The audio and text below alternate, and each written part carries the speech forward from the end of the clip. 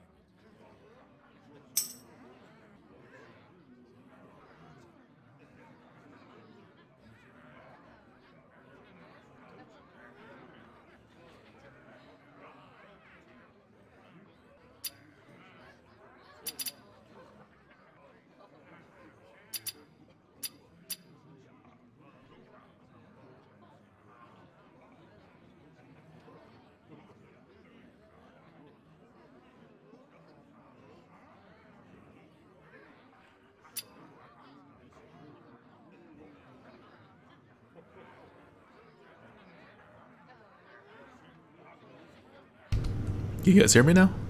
I think we're good. Stream has started! Saturday! It's the first solo stream and the first non-arena coop stream in, God, like, I don't know, April? It's been a while. But glad to be back. We'll be rolling in the streams through the month of July, and I'll be back full-time in August the way that it was before. So like 1, maybe 2 extra streams a week, and then Merps is coming back in September. Also, tons of Hearth Arena updates today. I'm sure you guys saw. I'm excited to check out the new advisor. I did the review of the logic for how things are worded, but I haven't actually used it yet. So this is going to be exciting for me too. And of course, new tier list, new algorithm. If you guys haven't checked it out yet, new tier list is on heartharena.com/tier list. And I have a Reddit post that's #1 on Reddit right now. I'm on the Hearthstone main subreddit right now, the top upvoted post that kind of goes over some of the Hearth Arena related stats that we've gathered, as well as what changes we've made to the tier list. All right, what's up, guys? So big shout out to War Puppy, who was actually today going to host like a contest of sorts to try to get a bunch of streamers together to get 12 wins twice in one day, and to see who can do that first. But a lot of people backed out in the last minute, and so that's not happening. But that's fine. I was going to do this stream anyway, so we'll do this. It's the 4th of July here in America, and what a better way to celebrate it than playing Hearthstone. You know what? I'll ask Merps. I'll ask Merps about the balloon. I don't know if it's still going. I was talking to him yesterday, and he had video. I'm trying to think if I noticed it in the background. I don't notice that stuff as much as you guys do. But okay.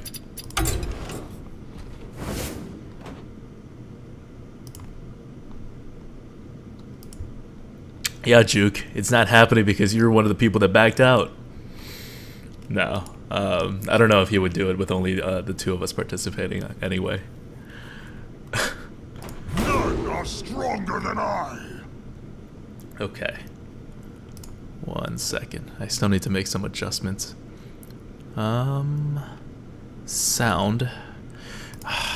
I keep saying, so we keep, one of the things we keep doing is we keep saying that, or at least I keep saying that we'll like fix stuff with the stream and like, you know, modernize it and make it more and more stream worthy, but we've been on a hiatus for a reason. And right now I still have to do this stupid thing where I have to manually lower the volume of OBS each time I open it up, just so if someone subs, it doesn't like create the loudest noise ever.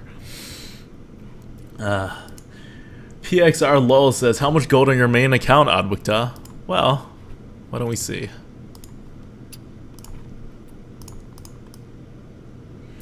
Uh, 25k. It's a little improved over what it was a couple weeks ago, but I haven't actually been doing that well in the arena. The meta's gotten tougher since Brawl came out, and I've been hovering around that like average of 7 wins kind of range, which is like a little more than half a win less for me than I usually get. But I've also been using, well, I was using a lot of classes I was less good at, and then lately I did like 2 paladin runs and 2 mage runs, which helped a little, but still, like, you know, none of them went 12 wins or anything. So it's I'm trying to adjust to this like slightly tougher meta. I'm seeing like more good players. I still see bad players, of course, but there are more people that I'm like, oh, that was a really good play, or I think he's baiting me, but I'm gonna walk into this, and then I do, and then he has been baiting me. So you know, more pro plays are being seen, and I'm trying to like adjust to it a bit. But it hasn't been like that bad. If you guys remember Nax, like towards the end of Nax for like those last 2 weeks, maybe 3 weeks after the Blizzard tournament, like BlizzCon and the tournament and all that, and they announced GVG and before GVG actually came out, that was a ridiculously rough meta.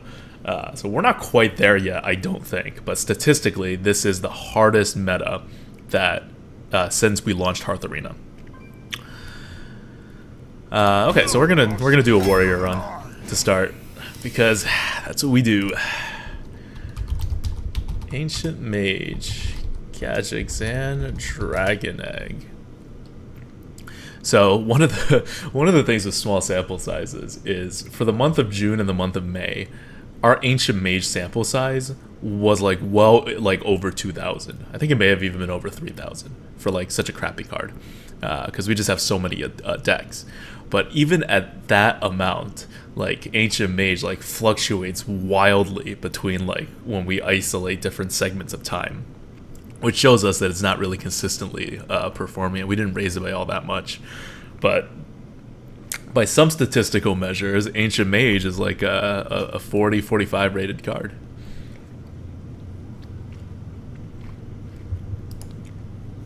MNC Epiphany says, Adwikta, I noticed on your tier list, like half the cards are marked red. Any reason so many cards are bad in Priest? So the Priest, a lot of cards are marked red now because we moved all the 1-drops up. And we just really shouldn't for Priest. Like, statistically, it doesn't work. You talk to people who are really good at Priest, no one's saying, oh yeah, Priest needs more 1-drops. So we had everything a bit low before, but we didn't feel comfortable, like, being so gung-ho about 1-drops in Priest. So right now, even with the 4-point dip that most 1-drops got, or 1-drops with 1 health got, it's still, like, we're still overrating 1-drops a little compared to their performance in Priest, and we're, like, still underrating the performance a little for 1-drops for a class like Hunter. And we'll work on that a bit more for the next update, but that's why it's red. It's because Priest is the only class.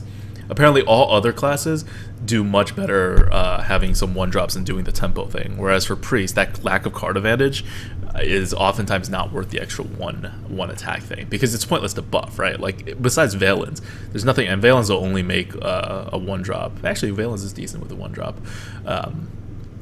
But other than Valens, you can't like buff its defense. It doesn't do anything. So Priest is about staying alive more than on the board, more than it's about clearing your opponent's board. And so just 1-drops are not as good. And I think most players play it more conservatively too, because of the hero power. So we did a little bit of an adjustment. Okay. Oh god, are we gonna start Warrior with a Gajixan? No, it's gonna be a Dragon Egg. Is Dragon Egg only 26 for Warrior? We'll probably have to raise it. I'm going with the Dragon Egg over a Gajixan. Helios Kulius Jarlsson. Jarlsson?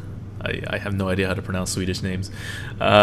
Says, what do you feel Blizzard needs to do to make Warrior not suck in Arena? Give it a good card. Give it a couple good cards. I don't think it necessarily needs a weapon, but it definitely needs one more early game card. Early game card being a 3-drop, a 2-drop, or like a 1-drop. Warbot actually not that bad. We like raised it some. We could probably have raised it more if we really believed in it. And I've used it to decent effect. But the idea is Warrior just does better when you have more stuff on the board because they have very, very high difficulty in coming back onto the board.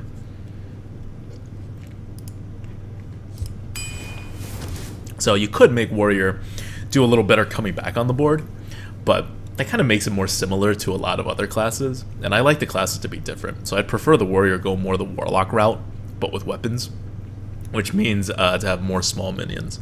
And Warbot is kind of like that, but Warbot is also a high synergy card, and in Arena, synergy's not terribly great. Merps, it's the 4th of July. Merps has other stuff to do. I think he's hanging out with Natasha today.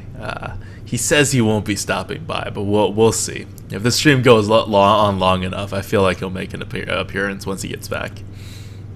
Okay, Venture Co, Wolf Rider, Lord of the Arena. I can go with the Venture Co here.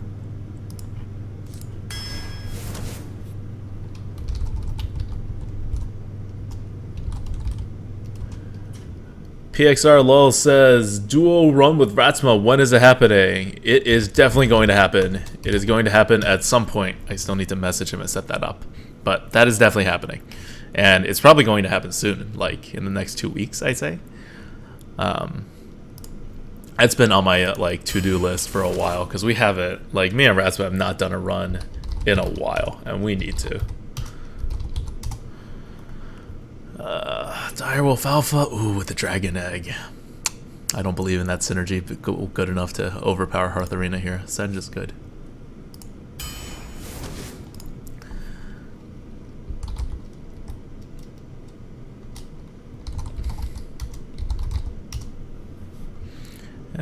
Do we need a 3? We kind of need a 3, but Senjin's kind of really good for Warrior too, so I'm still going with the Senjin.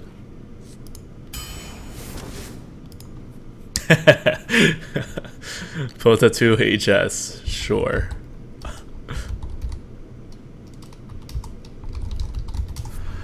Blackwing Tech over Dancing Swords, yeah. Well, I guess we are able to go a bit later. We're a bit mid-game. I'm okay with the Blackwing Tech over Dancing Swords. Ignay Shu says, Araruga, I haven't seen you in a while. Shame I have to head out to an anime expo. Hope to catch you on again soon. Yeah, definitely. We're on again tomorrow, but at 4 o'clock instead of our normal 7 o'clock time because of the US-Japan women's soccer game. Women's football game, however you want to call it. It's the finals in the World Cup, so we're dodging that because I want to watch it. So it'll be 4 o'clock. But yeah, have fun at the Anime Expo. Pielo says, have you considered doing a run with Trump? I would love to. Not quite sure how to set it up. He's kind of hard to reach because he's like a very busy person. He has so many things going on. But definitely.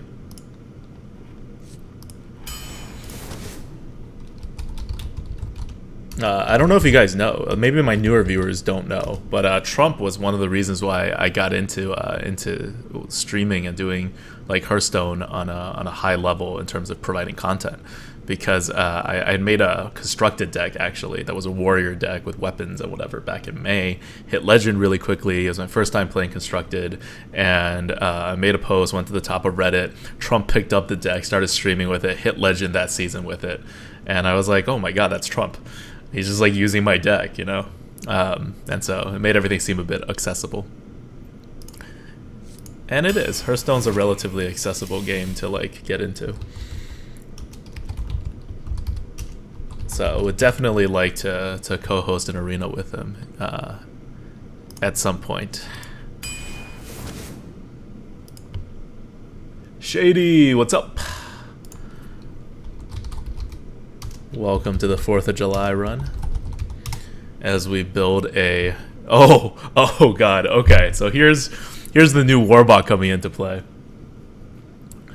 We raised Warbot by a lot because it seemed to perform really well. I think a lot of it has to do with synergies, and we don't really have synergies right now. But I don't want a second unstable Ghoul. I don't want a Nightblade. We have enough like high costing stuff. So I am going to go with a Warbot here, and hopefully we'll get some like Cruel Taskmasters or like Inner Rages or just something.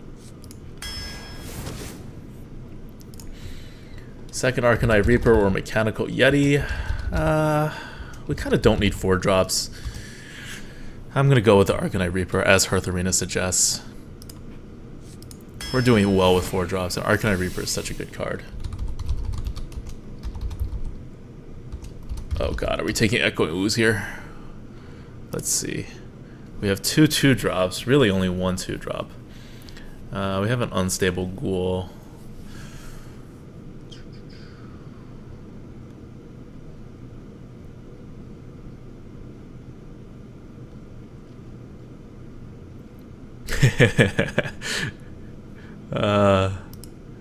Okay. We have so many 5-mana cards. I don't know if I can take this Faceless. I'm gonna go with an Echoing Ooze. The Faceless is... We just have too many high mana costs. Like we have a high chance of getting screwed if we take a Faceless now.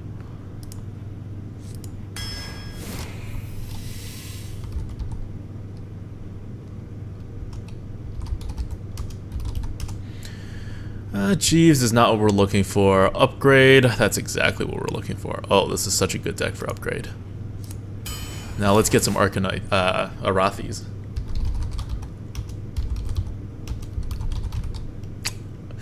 I kind of want to Trog here. Okay, Hearth Arena. No, I'm not taking a Death Spite. It sees the synergy. It sees the kind of ridiculous, amazing amount of synergy. I guess I don't need a 2-drop. Alright, alright. This is too big. When the gaps are this big, you kind of have to say, okay, like, my intuition can't be moving Hearth Arena this much. Great, although we don't really want too many cards that protect us. That's not right. This is not. We need to fix this. Although we don't really want too many cards that protect us. Death Spite doesn't protect us. That Spite, like, hurts us. Okay. So, by the way, there's a thread for so we updated the advisor. It's on a whole new engine right now. And so it's going to have some bugs in the very beginning. Like, this sentence doesn't make sense. It's saying we don't really want too many cards that protect us, and it should say the exact opposite. Hey, the clone one.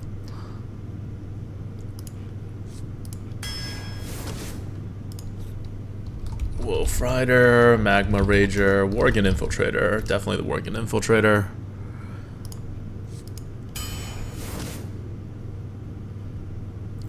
Rez the Wiz says, at Adrukta, hey man, just wanted to say thanks. I got my first 11 wins with Rogue using Hearth Arena. Nice.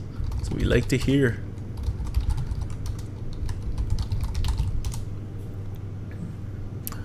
It wants a Frostwolf Warlord. More 5s, more 5s. 1, 2, 3. I don't know what Ship's Cannon is going to do. Yeah, I could take a Frostwolf Warlord.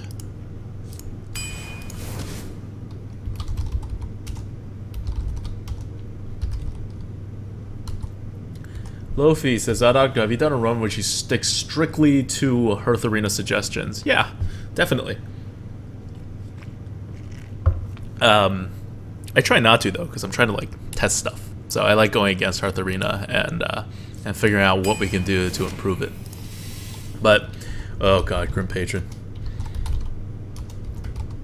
I'm taking the Imp Master, but Revenge is really good here, yeah, as you can see. We have a lot of ways to hurt ourselves, and on top of that we have stuff that is good with being pinged. But we need a 3-drop pretty desperately, I think. Oh, and for those who love Grim Patron, statistically it does really pretty awfully, even for like Mage and Warrior. So we didn't move it up. Well, we actually moved it down for Mage, and we didn't move it up by that much. Limsy169 says that I got my first 12 wins with Mage with Hearth Arena 2. Thanks, man. Thanks. Always good to hear. as we collectively make the meta harder. That juggler, yes.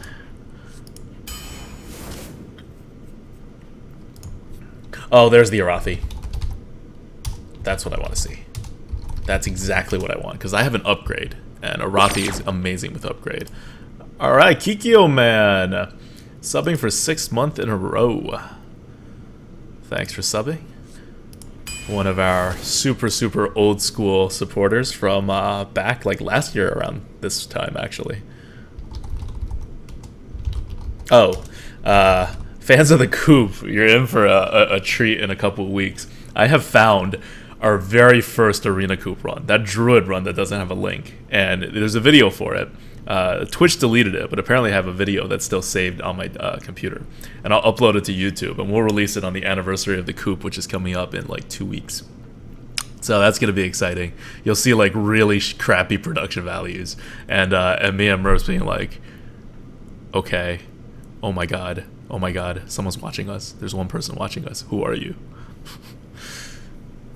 Didn't help that it was like a really slow and boring Druid deck, but you get to see how he started out. Cleave over Mad Bomber and Tiger. Yeah, one cleave always great.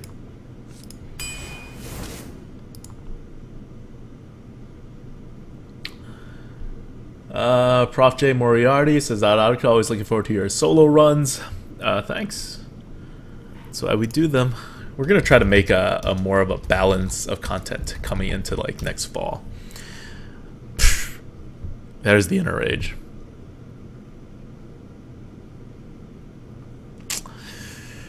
There's the Inner Rage. The thing is, we just don't need more weapons.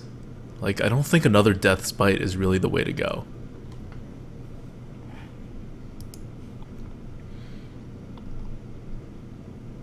Kyle Moore Abbey says, Oddwick Dub, you mentioned in your post the average Hearth Arena user is now 4.5 wins. Do you know how that compares to the average Arena player?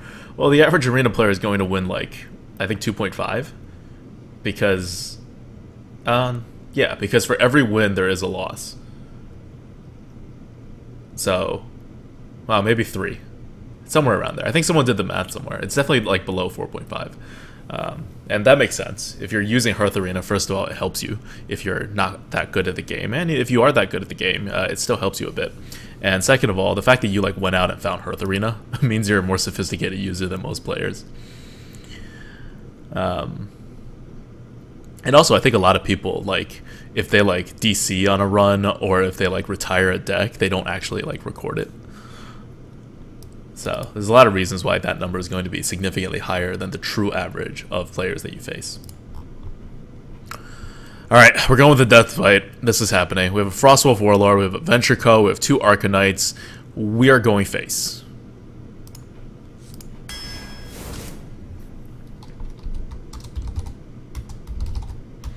Heroic Strike is the last thing we need.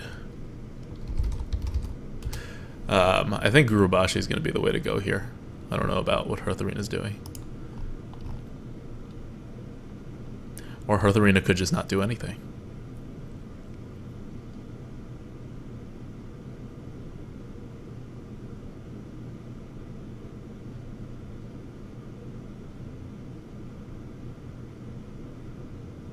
Yeah, there we go. Wow, that was long. Yes, Gurubashi. So one of the surprises we found was that Gurubashi actually has like a really high win rate for most classes. We don't know why. We don't see it. We're rarely screwed by Gurubashi, but we haven't like touched it for now. But it's something to watch out for. Second Warbot. Oh, come on. Where are my Cruel Taskmasters? Alright, 3-drop. That's needed.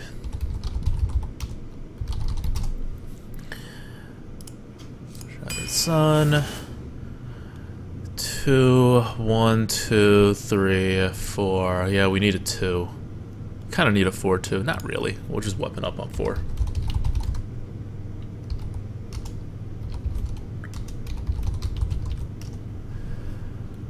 Ooh, Hearth Arena wants a Burly Rock Draw Trug.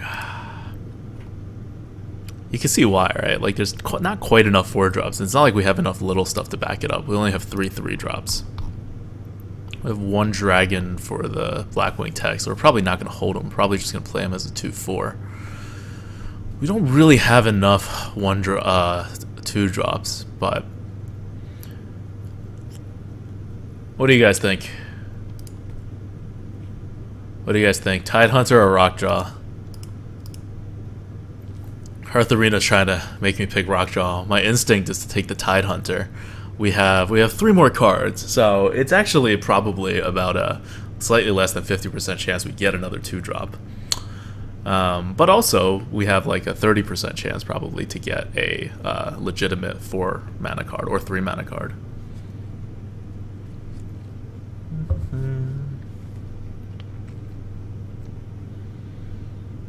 Seems like a mix. Pretty even mix.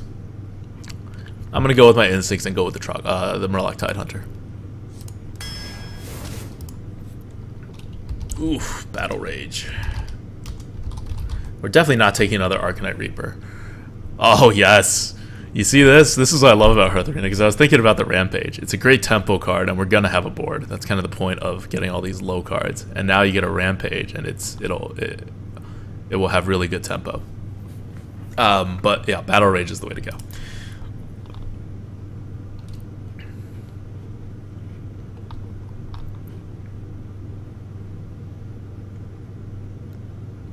Or is it Rampage? Impmaster can just be Rampage normally. Unstable Ghoul will probably give a Rampage target. I think there's a case to be made for a Rampage. We don't really have card draw, but we don't have enough like defense to really use our weapons to remove that much. And we have like way too many 1-drops, right? Like this card has way too many 1-drops to really hold a long-term plan. I think it was fine when we just had 1 Dragon Egg and 1 Warbot, but then we got another Warbot and we got a Worgen Infiltrator. And we're still looking to get another 2-drop. Oh, actually, no, we're fine with 2s.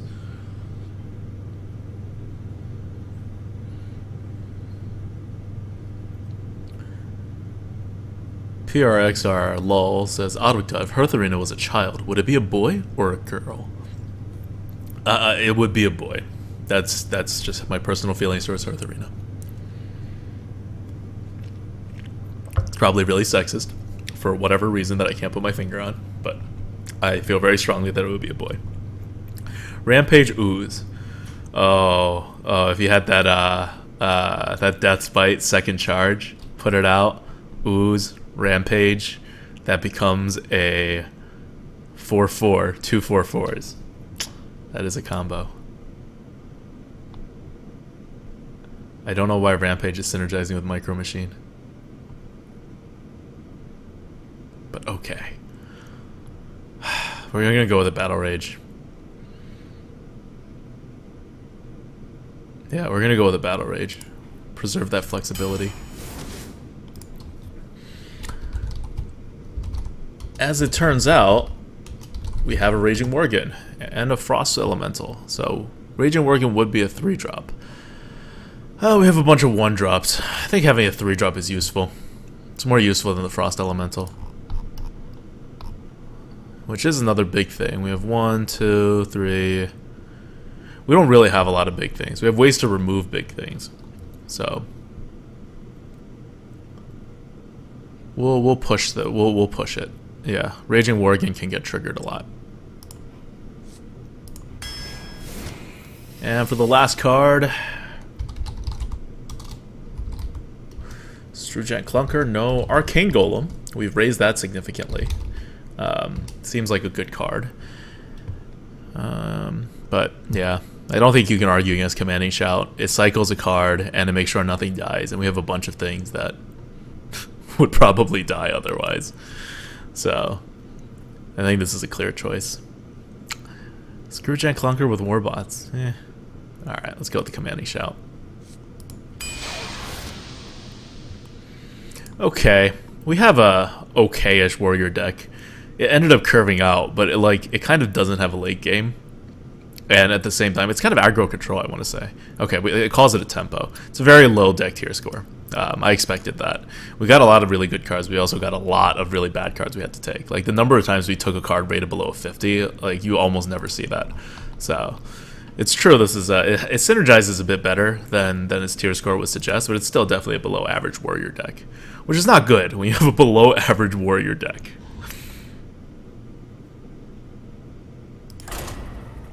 Predictions 3-3. I think I can do better than that. I'm gonna predict 5 wins.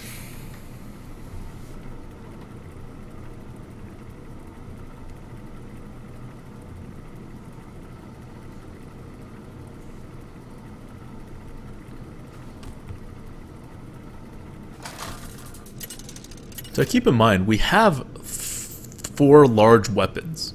So we actually have a decent amount of card advantage despite not having big things. But more importantly, we have reach, and I think I like the reach better. Oh, I didn't snip the deck. I'll snip the deck in a bit. Start with a Warbot. Find a 2-drop. There we go. There we go. Please don't play a Snow Chugger. Battle detected.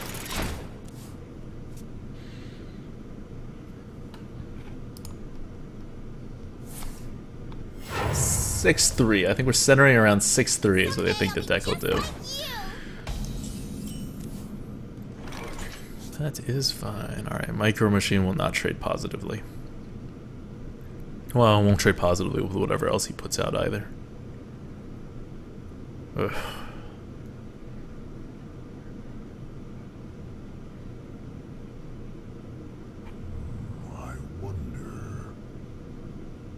Yeah, the next one's gonna eat the Echoing Ooze anyway. Might as well just put the Micro Machine out. It's got nothing going for it. So we ended up with no Cruel Taskmasters, which is annoying.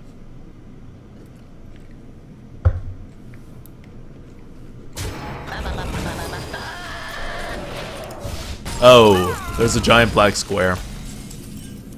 There we go. Black square gone.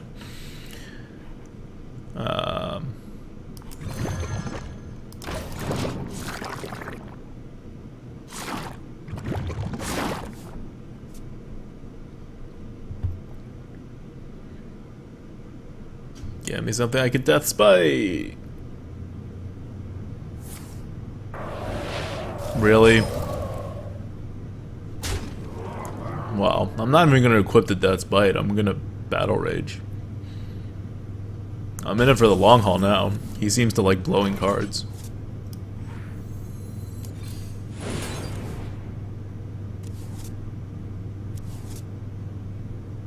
Yeah, I could even get rid of it. I don't need to get rid of it. Well played. What's he gonna do? How many more spells does he have?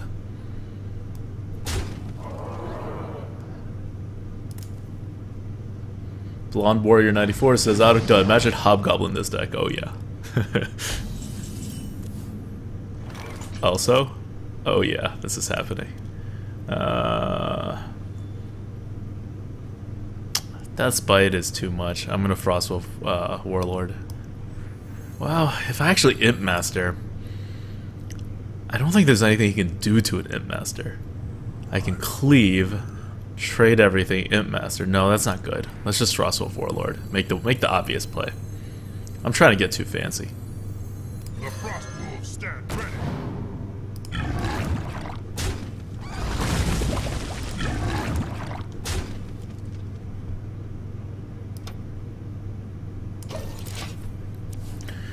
Trying to get too fancy with this.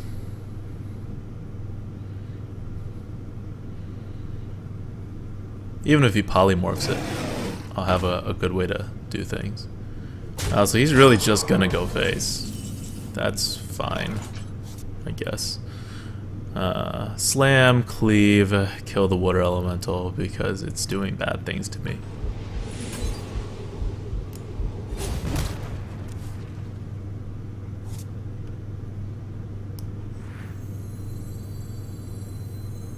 Ugh. Cleave is really kind of wasted.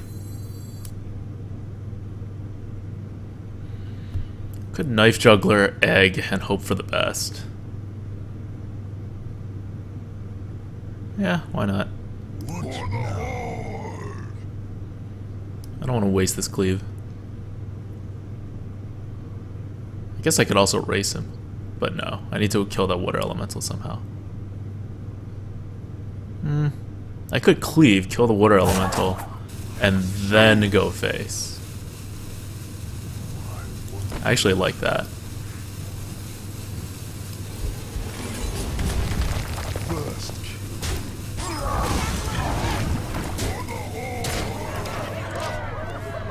He's pressuring me, I'm gonna pressure him. I have much more attack on the board. I'm in a good spot.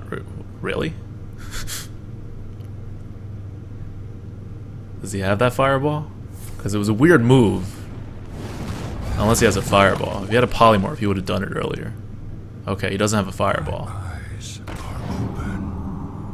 Alright, that's fair. I'm okay with this.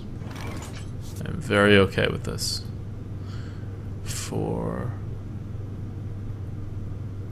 Why do you raise the vow in water so strongly? Are you from Philadelphia, Baltimore? I'm from Jersey. That's what we do. We apparently use very strong, what, vowels in water? Okay. I could be flame striked and it would be okay if I did this.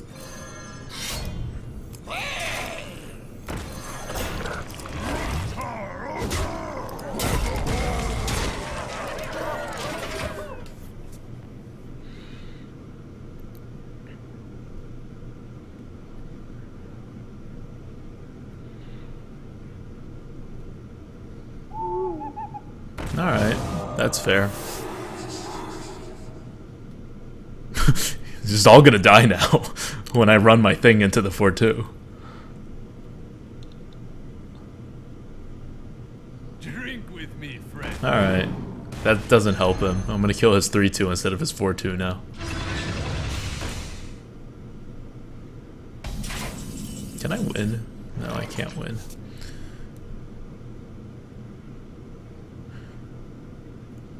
Alright. Actually, kind of awkward. If I kill my thing, this gets a 1-1, and then I use my weapon. I guess I'll get another 1-1. Or I can deal 9 damage.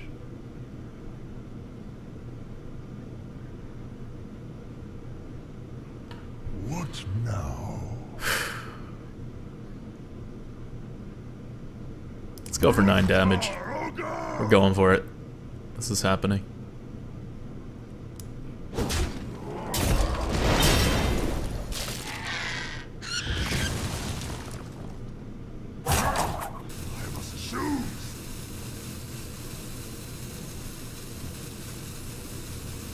You gotta be kidding me!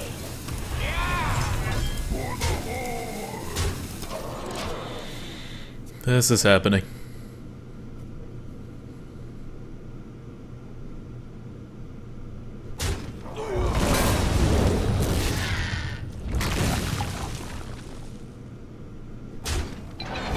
There we go, expected that.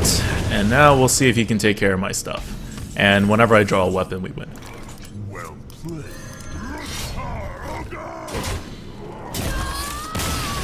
Well played. Very good. Alright. One down for the warrior. I'm going to snip the deck right now and look at the chat for a bit while I snip the deck.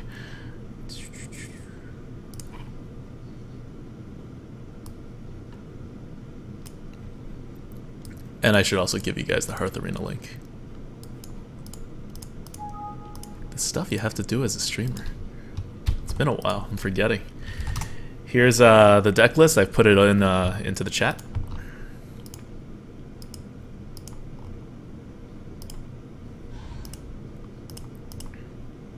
And if you notice, I always pre-enter my runs over here, and for the result I always put win. Just positive reinforcement.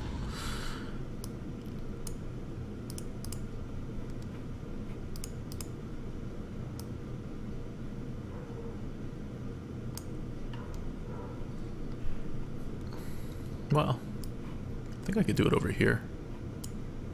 Yeah. I don't think we need this that big.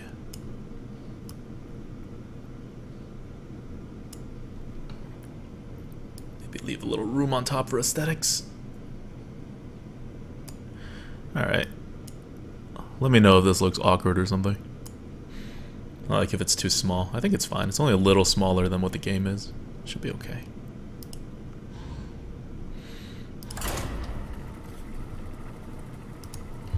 Wizard Amul says, you said in the thread that you can filter out troll drafts where people reject a card, for example. But when people only do that a few times in a draft, how would you filter that out? Reject A cards. No, so for troll drafts, what I mean is like you put in 10 Deathwings. Mark Roberry, thanks for resubbing 3 months in a row. Mark Roberry, if you guys don't know, is one of our 2 new mods, him and Abex, and he's been doing an excellent job modding for us for the last couple months. But yeah, so what we mean by troll decks are like just totally non-serious decks, right? Like people just entering cards. So we have a lot of decks that are just like pure abusive sergeants because I don't know why, but they wanted to like put in a bunch of choices and continue. Probably just to like add a deck in, and they don't know how to use the Arena Archives function. But those are the kind of troll decks, right? Like we get decks that are like all abominations, and then with some random other cards, like stuff like that. And then there's I'm not gonna name which card, but there's some guy that has like this campaign to get a particular card raised, and he's making ridiculous decks. So we're on to stuff like that. But we just have a high enough sample size that you really, like, even if you wanted to screw with the data, you have to like make a really concentrated effort. Unless it's a card that has such a low sample size that you can actually sway it. And if a card has that low sample size, we really don't look at the stats.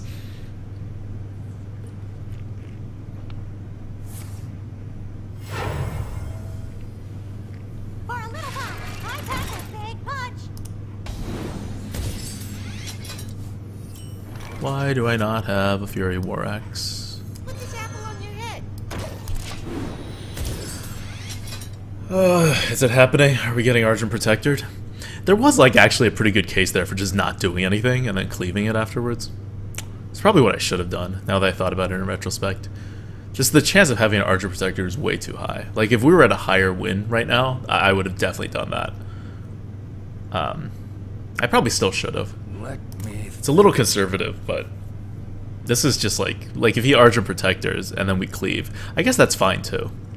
You know what? I take it back. This is fine. Yeah, and now we're ahead because he's not going to kill it. He's going to go face.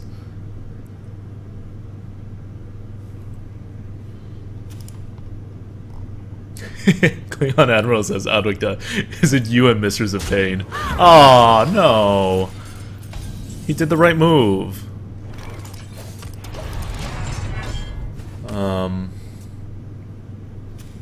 Pielo says, Adadicta, I made a full tree of life deck once just to see how low the score would go. Yeah, those are decks that we exclude. Decks like that.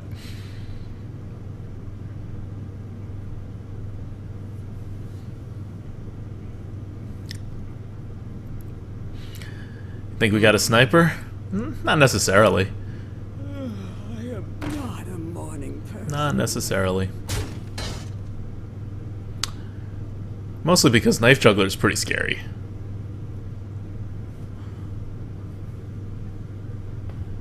Whereas, you know, as a warrior, I can almost certainly kill the Micro Machine at some point, like very quickly.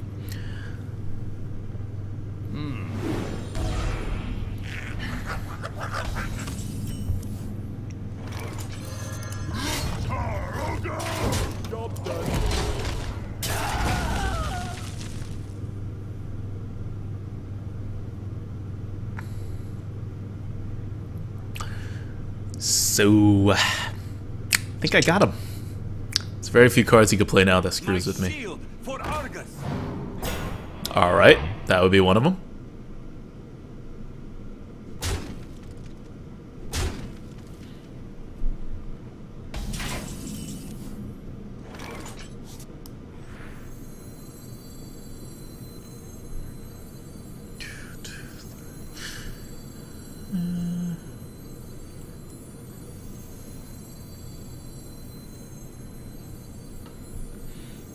Oh yeah, could someone update the title for me to like reflect the actual starting times, or better yet, to just say the runs like current, how good the run's currently doing. I could Gurubashi. I could Gurubashi, and then next turn Warbot hit, like play an Azure Drake or something. That's fine. I don't need to hit right now, because I don't need like it's pointless to get Gurubashi high yet. I'll take some face damage.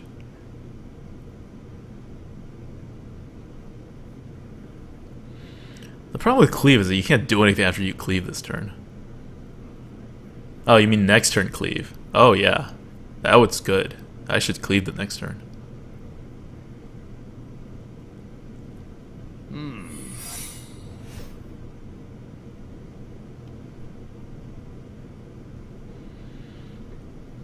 Azura says, Aradika, you said once in a coup run that you shouldn't go against Hearth Arena based on curve probabilities alone, since it knows probabilities better than you do. Do you still consider this to be a strong rule of thumb? Yep, I do, except I sometimes go against my own statements. But, yep. This could go really poorly for him.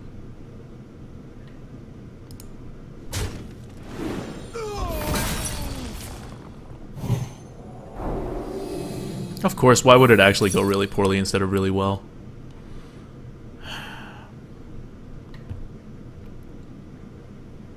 Well, it's actually still fine.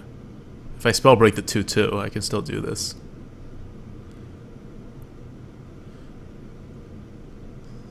Spell break the 2/2, put out a Warbot, hit it. Puts me a little in danger. I kind of want this Senjin out.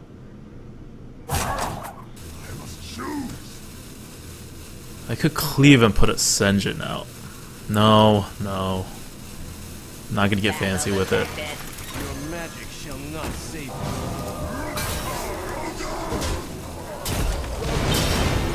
Not gonna get fancy with it.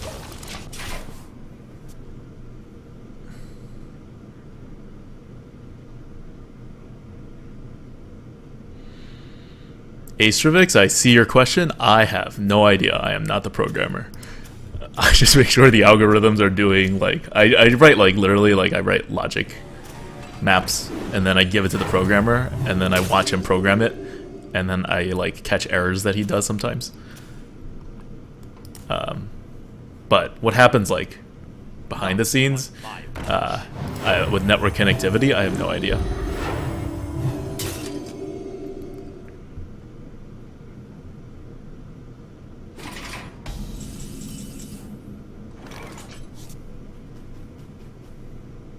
All right. Seems pretty obvious.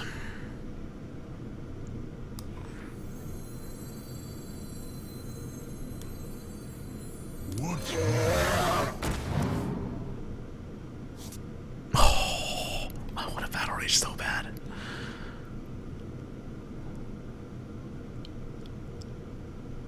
No, can't do it.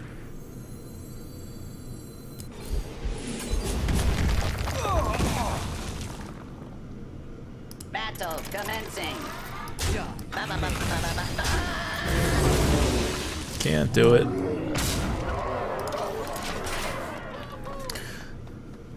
So we're keeping this alive. Paladin usually deals 4 damage very easily with a sword, but he can't use a sword right now. Or he can, but that'd be fine because he's wasting his Sword of Justice. So this is all fine. We'll get a battle rage going at some point. It's still fine if we play it now. It's a 2-mana Arcane Intellect. Let me. Especially if he taps, and then we could throw the 4/4 in and get another card.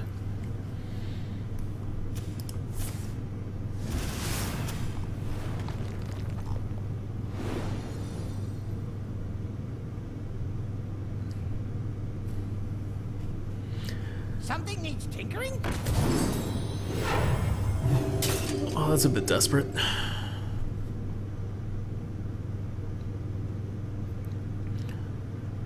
That's 15 plus 5.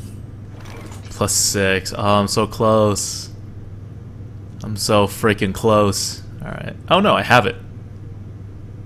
5, 15, 20 with an upgrade on a Whirling Zap.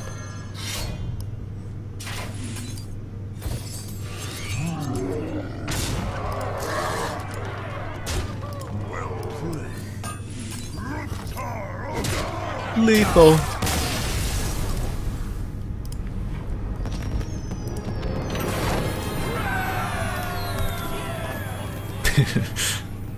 Yeah, Battle Rage anyway. Draw some cards, potentially lose the game. That wasn't that good of a game I needed to be on like that. The concentrate creation apparently confused everybody in the chat. Yeah, I don't know. It was 1-0. He wasn't playing like he was like the best player.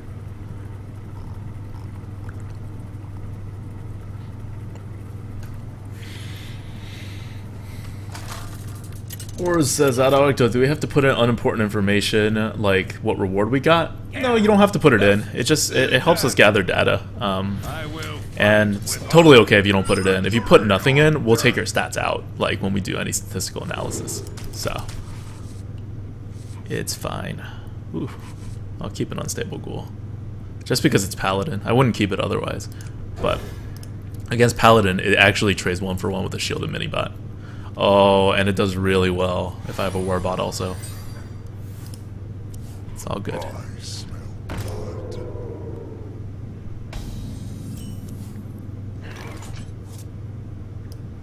Why, yes, I will counter your 2-1. Battle detected. This, by the way, guys, is a double Warbot deck with no Cruel Taskmasters. Reporting for Just wanted to, in case people are not realizing this, we're in like very new territory here. Unstable Ghoul seems like a perfect answer. Am I even gonna hit the 1-1? It's just gonna die.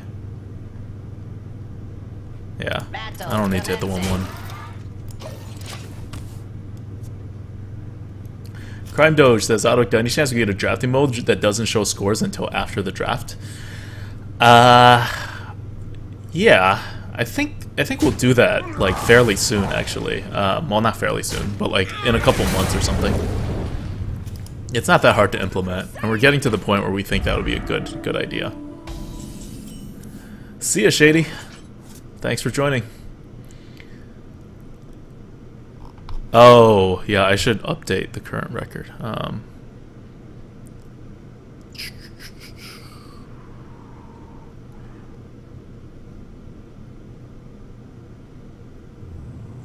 wonder.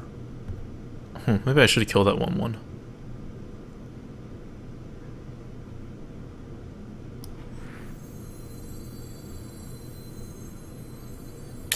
Such a bad use of an upgrade.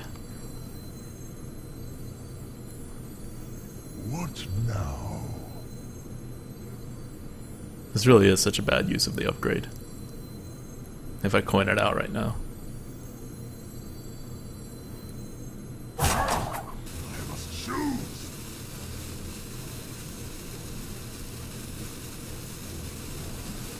My work is paramount.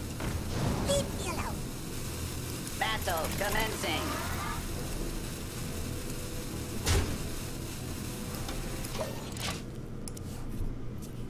That may not have been the best move. Oh, good. That's good. That makes me feel better. 2-0. That makes me feel better.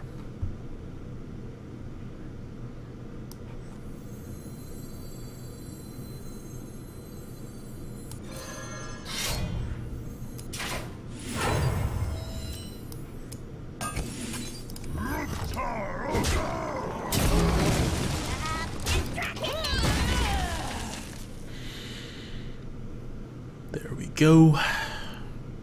Got one more charge on this left before the Death Spite will trigger. Nope. No, I do not. I just lost a super Arcanine Reaper there. Labyrinth time. That is game. I guess we'll Venture Co. Why not? You gotta be kidding. We need to find a way to get back into this. We're low on cards, not on tempo.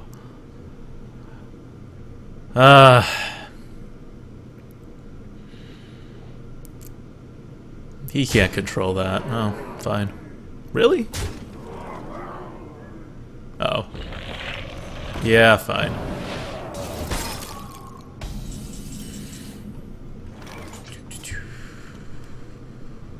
Slam cleave.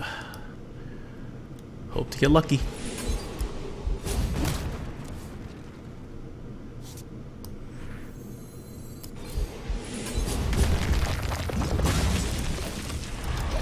There we go.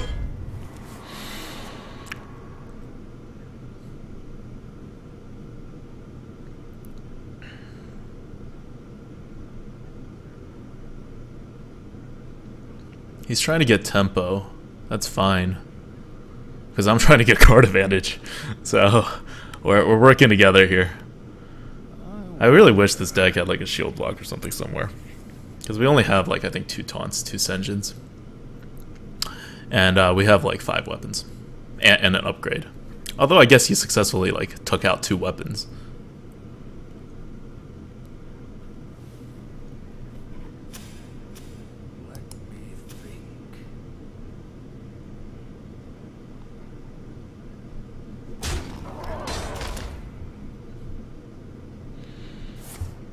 Move quickly. Okay. Shields up. Red alert. Reporting for duty. This is fine.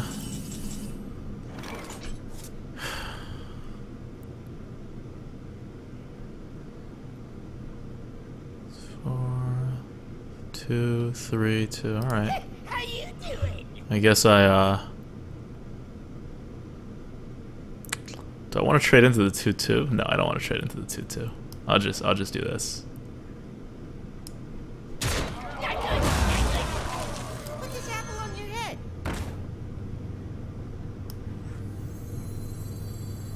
For a little while, I got the big punch. Very cool. We must cleanse the Sunwell. And what do I protect?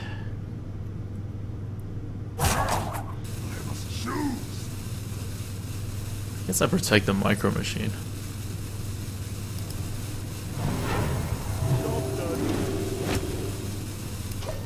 Well, that almost worked.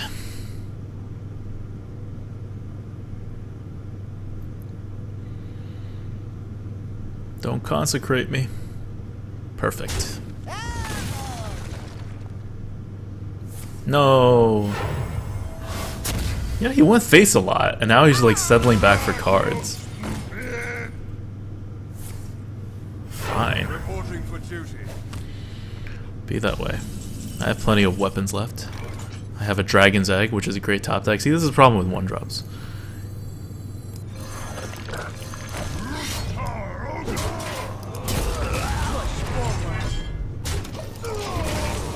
That was probably not wise. I didn't realize it would put me below 15 health. I'm still in like the old mode of thinking where you always take damage first before you armor up. But in this case, now that there's Dragon and Crusher, it's taken really highly. Yeah. Called it.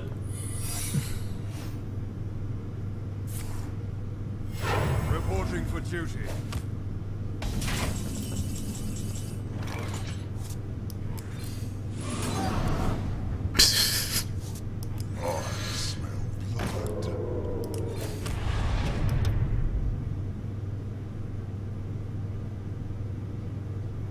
I hit it. That's 9. He hits me again. I'm dead. I'm not going to clear the 1/1.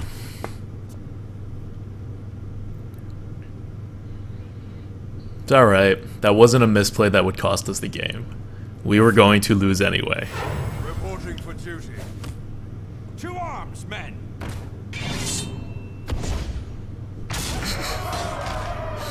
sure. Well, these top decks. What's your secret? Alright.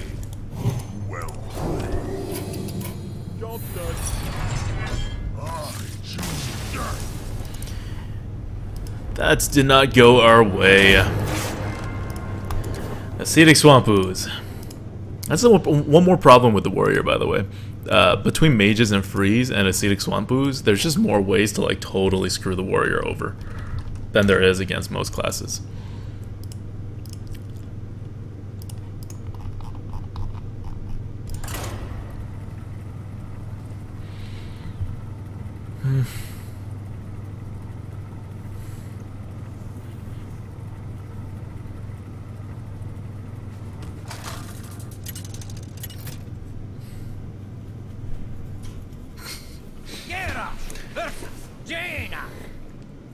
You asked for it. Victory or death! Dragon egg. Alright. Let's curve out.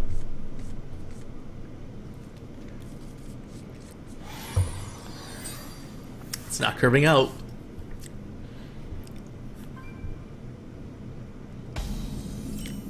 Nicole. Auto, is there a way to change your pick in Hearth Arena? I misclicked and that made the record deck be wrong. You can only change it in the middle. Like, you can't change it now. If you go to the Choices tab when you're in the middle of a draft, there's an undo button. You can undo your last pick. But after you like make a deck, we don't have a way right now to edit it. We'll add that in a few months, but it's not any of the upcoming features. It's a 2/2. Well, do we force him to ping? We can force him to ping. I wonder. Yeah, because if we Imp Master and then a mirror entity comes out, we have to Raging Worgen. We can Raging Worgen beforehand, actually, if we Imp Master. If we Imp Master, he kills it.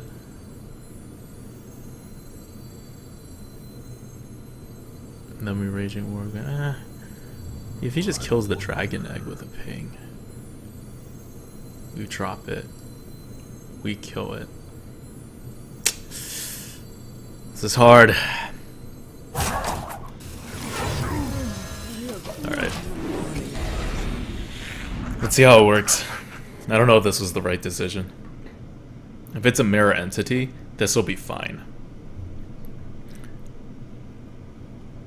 Because I can drop the Worgen before that, and then I have Death Spite the turn after. Alright. As it turns out, Worgen would be much better.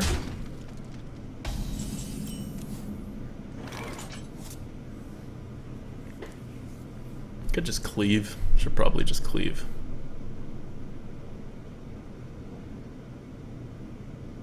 Yeah, if I Worgen, I get to... Well, I could always cleave the next turn. But I need another 2-drop to play if I don't want a Death Spite. And I kind of want a Death Spite. Especially because I need to start using charges to get the Dragon's Egg out. I'll cleave.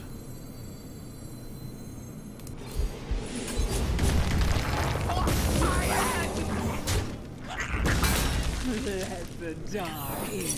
Job's done. Oh, okay, that worked. So I did that first so that if it was a duplicate, I would have given him 2 very bad cards.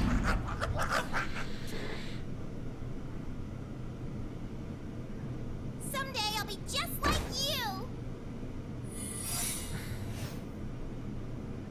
you. Interesting. Oh, and I do get an Echoing Ooze.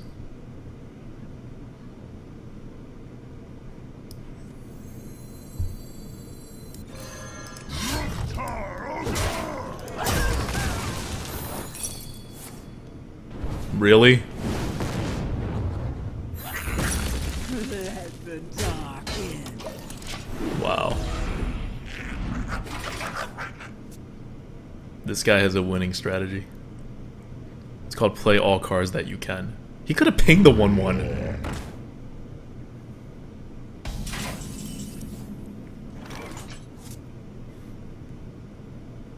Alright, alright. How is this gonna work? I go in, 6 health, I attack, it pings everything, I attack, so I can't kill it. That's good. I like that.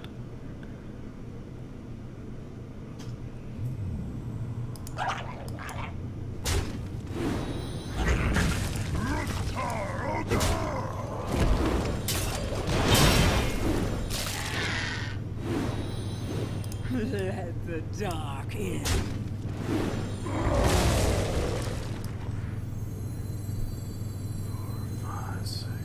If I do a 5 now, I can probably... No, I'm just gonna Arcanite Reaper whatever the hell comes out. Also, I don't know. I probably should have dropped the Worgen first so it gets triggered. Yeah, I think I prefer the 4-2 with Wind Fury. Not that the Wind Fury is actually going to do anything, but just that it would be 4-2. Oh, never mind. This is fine. It's going to get a ton of value, but this is fine.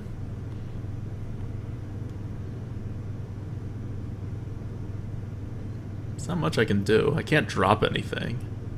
Well, I guess if I drop Ascension, together with the Dragon Egg, it will kill the Tiger. But I could just put an Arcanite Reaper out, and then I'll keep the Ascension at high health. Seems like the way to do it.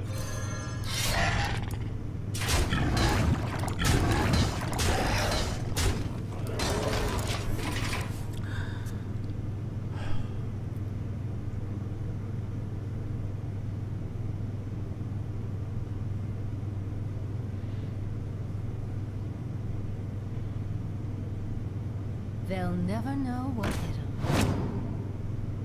Okay. Interesting.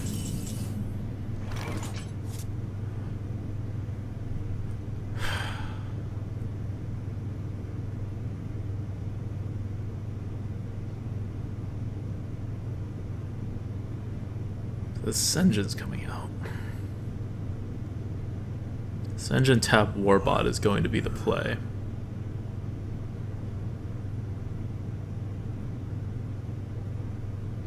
If I take 5, I'm at 7. That's fine.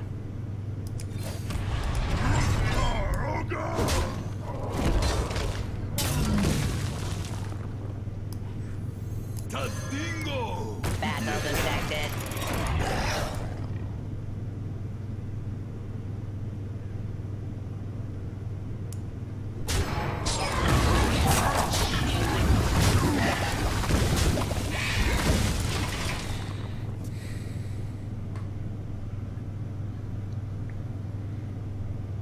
What's up, AGH? Good to see you. I liked your analysis of the tier list changes.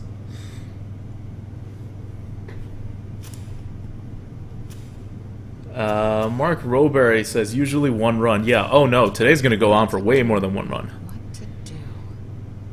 At least 2. Almost certainly 3. 4. We'll see. Internalize says, can you say your name again? I don't know if I'm pronouncing it correctly. I think you're missing a vowel. Yeah, I go Adwukta. Some people say Adwukta. Crip says ADWCTA, which is fine. I think it's a trap, guys. I don't think I should use my face into it.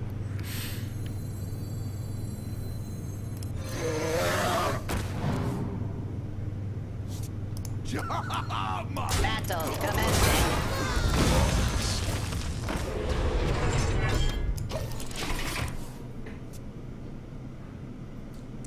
So, I think most people say Adwukta. You guys could also call me, like, Highway. That's my real name. We must cleanse the Sunwell.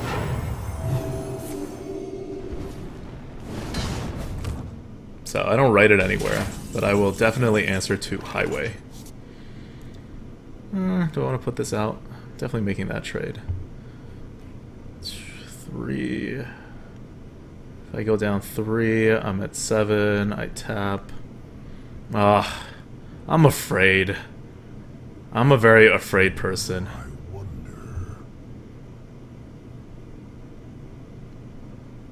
I'm an afraid person, and I'm going to stay afraid.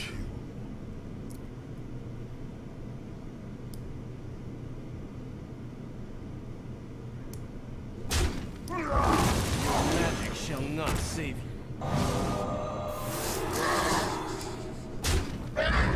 I may regret this, but when you're afraid, you do what afraid people do. I'm afraid of the pyroblast, by the way. That's what I'm afraid of. If I had used my weapon.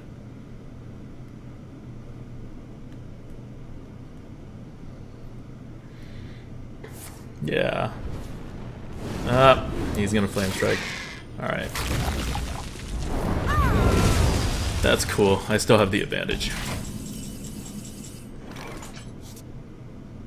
Yeah, I'm not getting another damage minion.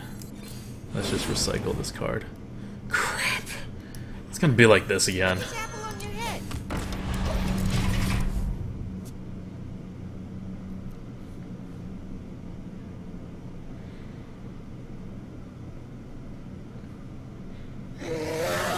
Well, there goes my card lead.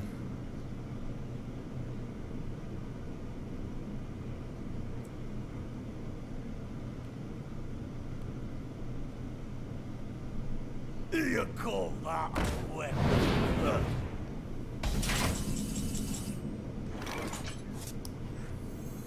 All you gotta do is hit one of them. Good enough. The frost wolves stand ready. Oh. Well. Ogre!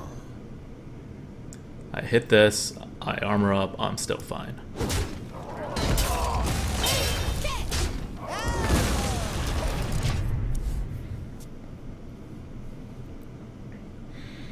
What have you got? I'm up a card, but my late game cards are not that great. We have many secrets. Although I have another Arcanite Reaper and another... Oh god, his late game cards. I feel so much better now.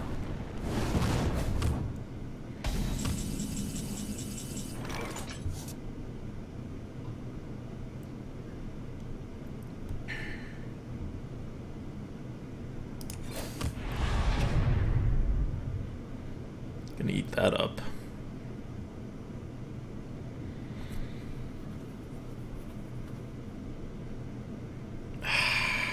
I might as well Shattered now. He's gonna be able to ping it to death, but there's no use in carrying it. Now.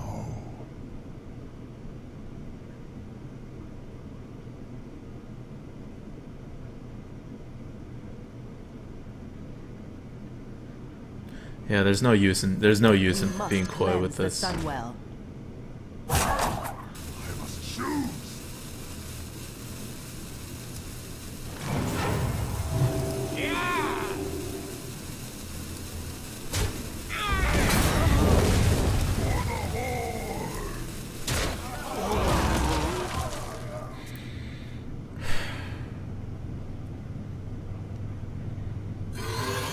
Damn it. Could at least put out a big card so I could burn one of his big cards. That's fine. See, this is where we start to lose.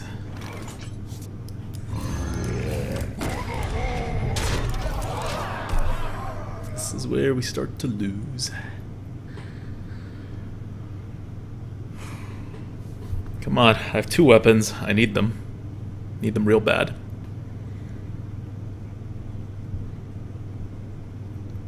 Sacrifice a lot of tempo to play around the fireball. What to do? What to do? Well, and I guess it also played around the flame strike more than it would, but... Alright, that's fair. What? Seriously? What? Thank you.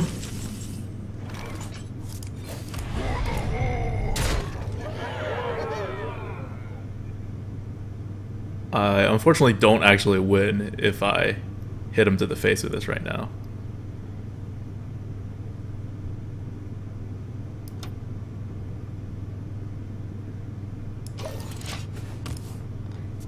I also don't have any cards more than 5 mana, so I don't know what I'm like holding this for. Like,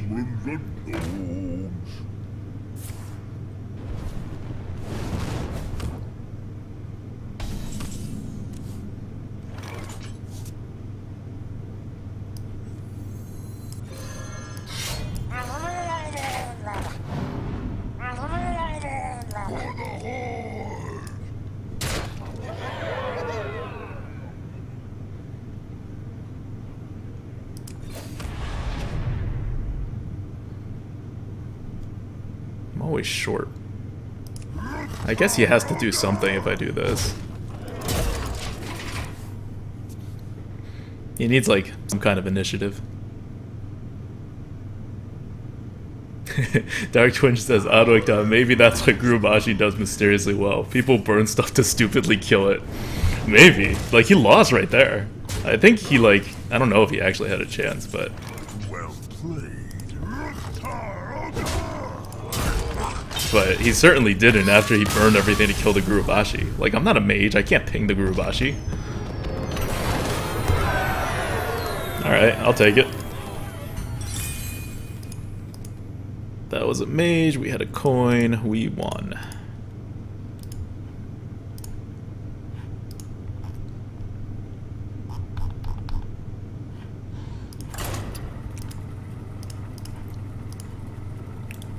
Three, one.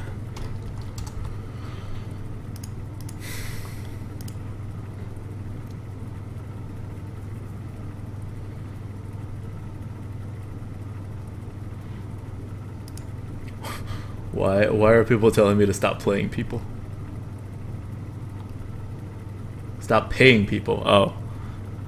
Yeah, well, you know. Gotta do what you gotta do.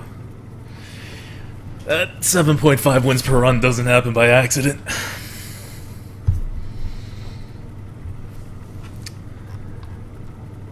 Internalize says, Adadukta, thanks to Hearth Arena for helping me go 12-2 Paladin, but also curse Hearth Arena for helping me go 0-3 the next arena run Mage. Oh. That's a swing, man. I don't think that's ever happened to me before. To go from 12 to 3 or vice versa.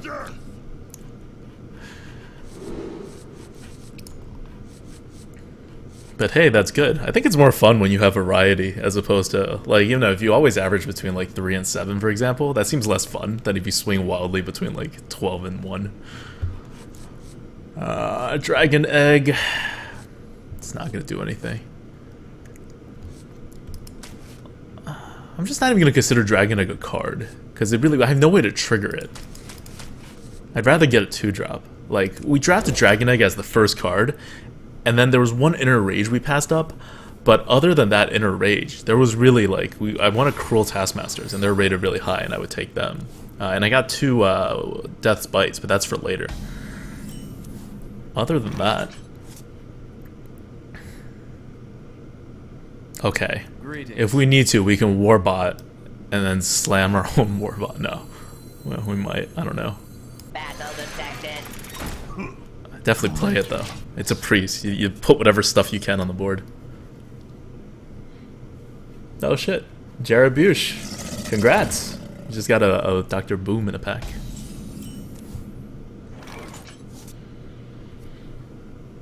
Okay. So we could slam.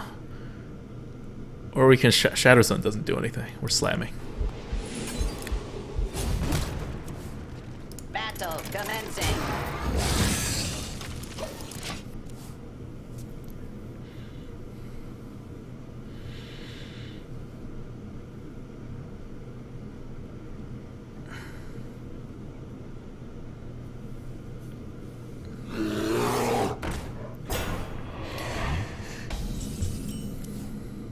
Man, this is like lining up really well.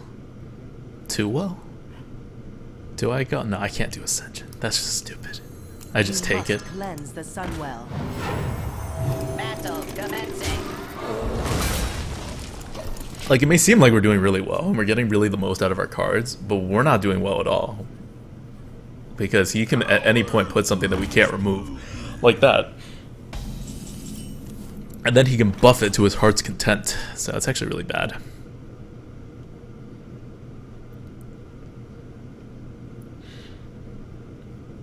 Like, he buffs that thing, we're done. And there's nothing we can do. I don't know where our weapons are. 5 kills, 5, 4. No, there's nothing we can do. Push forward.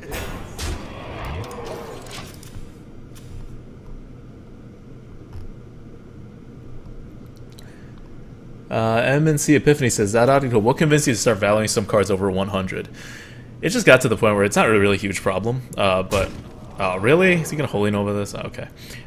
Where people are faced with a bunch of legendaries, and the Hearth Arena starts moving them around. Some legendaries started overtaking like really good cards that they should not be overtaking, and we just want to make sure that stopped happening. So it looks a little messy, but it was kind of necessary for Hearth Arena to do what it does, because Hearth Arena actually uses those numbers, as opposed to like us, and we just kind of use it vaguely, intuitively.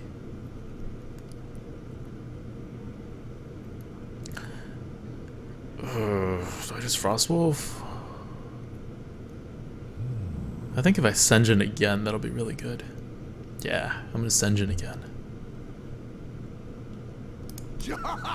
Man. It's a really bad use of the coin. But it's also the only way to like re-establish the board.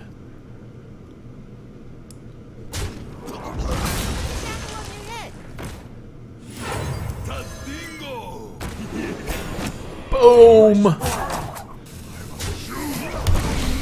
Board re-established.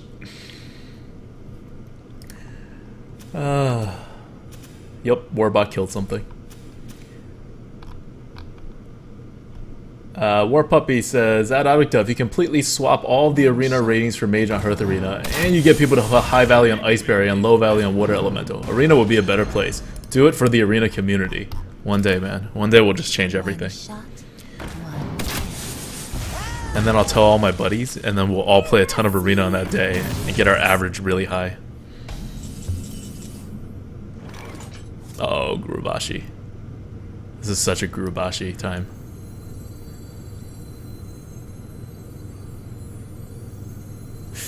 Kind of. Because you could just like actually kill everything onto this and then drop something big, and then the Gurubashi looks really bad.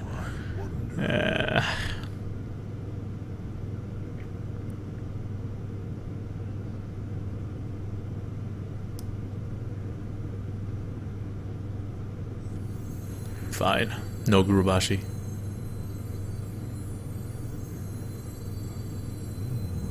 I kind of want a weapon.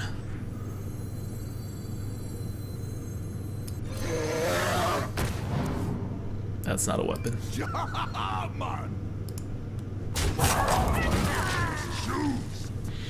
I have like 5 weapons in this deck. We have yet to see a Arathi Weaponsmith in any of our games. I need a weapon. I have full health. I need to use this frickin' health. It's against a priest too.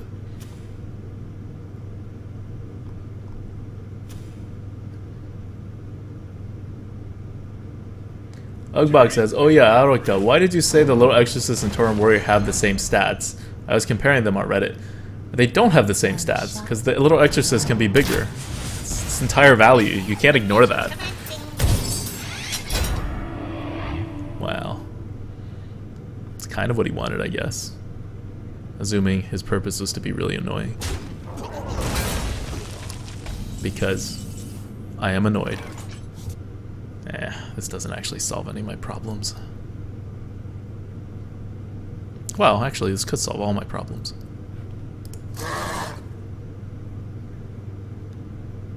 God, I really hope he doesn't have anything big. I'm about to go all out on this.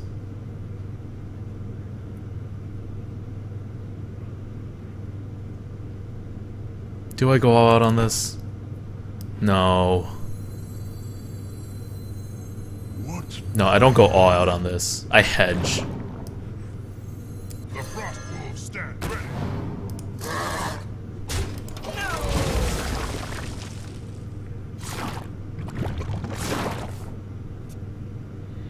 That's a hedge. I have small stuff, so if he doesn't manage to trade into my 6/6, oh, he's gonna manage to trade into my 6/6. Huh? Wolf Rider? Just Holy Nova? Okay, so that's definitely a mind control. Oh, I see what he's doing. He's making it so I have no recourse. I don't have a taunt. Good play, good play. Good play.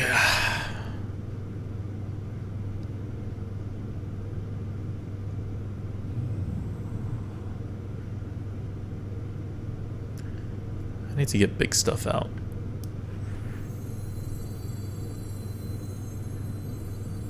Kind of need a Venture Co. Oh, Gurubashi's good though. Okay, Raging Worgen will accomplish the same thing as Gurubashi. What now?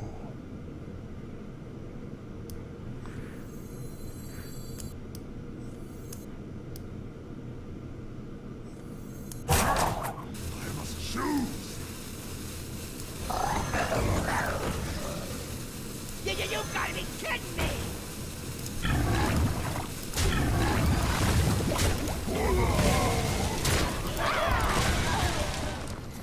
This is how conservatively I play against Priest on the board.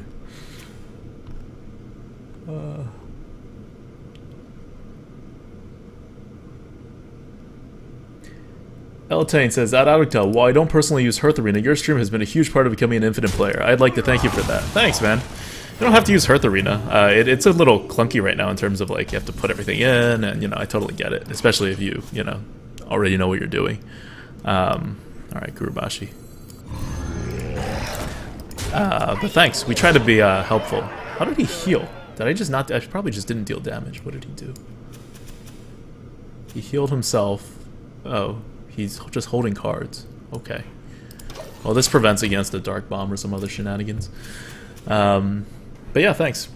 We started out trying to like give advice to like really good players who are already really good, and then we went into Hearth Arena to like also help out players who are more on the starting outside. So we definitely we take pride in doing both parts.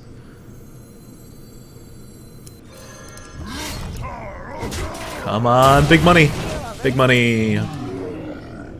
Well, this is not that great of protection against what I was trying to protect against. How you doing? Okay. You have been. Alright, there we go. I made it slow enough that he just conceded. It's another way to win.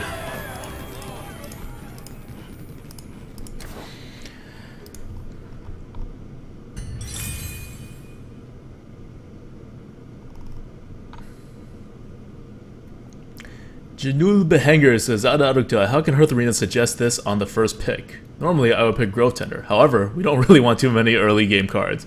I suggest you pick Gnomish Experimenter in this situation. I have no idea. You should post it, like your deck, because we can see what all the messages are even after your deck is fully drafted. So if you have that deck, you should post that onto the subreddit for the Hearth Arena subreddit. And then we'll look into it, because the advisor just got updated, so it may be saying like things not in perfect logic right now. We're trying to clean it up a bit. We have 2 more rounds of advisor updates that are scheduled that we know what we're doing for, and I would estimate that they're going to come out like on 1-month periods. This is just the reworking of the base, so it's still kind of saying the same thing, but it's a little better about being more ambivalent when the scores are lower. And like technically it's more sound, so you can translate it eventually. The next one is going to make it a bit more interesting, so we're definitely updating this thing, and it's really appreciated if you guys post into that thread about things the advisor may be saying weird, because we can only do so many drafts.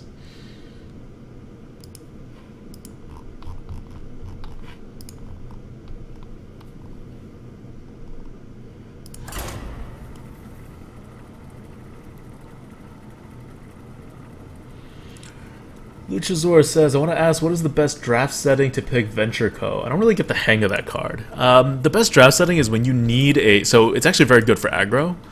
You play it at the very end. Like, you can just kind of hold on to it until you're like, alright, this is really good, I have a really strong board, I don't need to play anything else, even if it stays alive. And so you play it, and then they have to deal with it, or you deal too much damage to them. So it's really good for aggro, and it's really good for control, where you can drop it and you have enough spells to back it up. It's not so good for a mid-range deck, actually.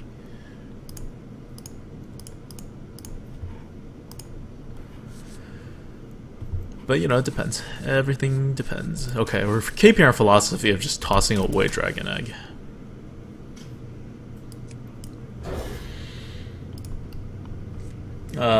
Midrake says, Autocton, which days do you play arenas to squeeze out the most wins? Okay, this is a hard question. I think for most players, playing on weekends is good because you face weaker competition. But if you're good enough that you can beat good competition consistently, then you actually want to play on times when there are like less people playing, like late nights, the weekdays. Because in that case, you'll have better players, but they'll have worse decks. It's always a ratio between either better player, worse deck, or worse player, better deck as you go up. And What now? ooh, this unstable ghoul is really tempting.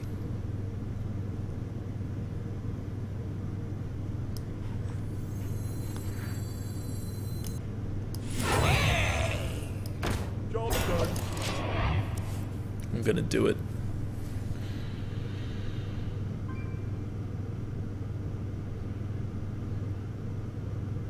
Because I have a slam coming up next, even if he puts out a 2-3.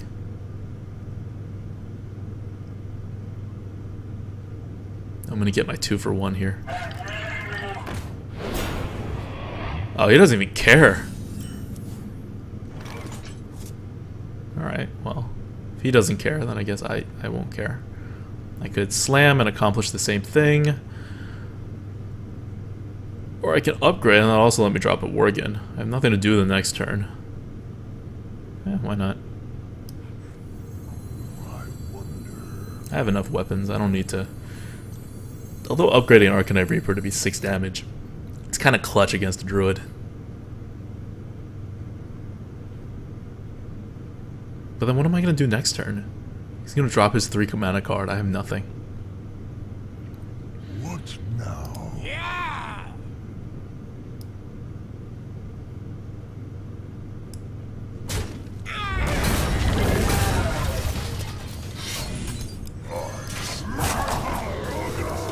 For the tempo! Because now I have 5 damage, and I can take care of definitely anything he drops this turn.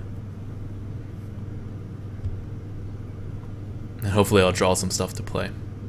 I have a kind of a clunky hand.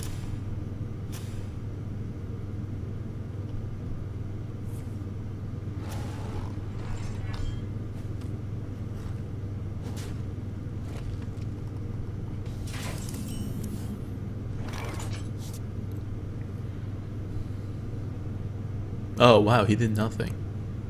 Well crap, I should have used my slam then. Alright. I'll do nothing. We two could play this game.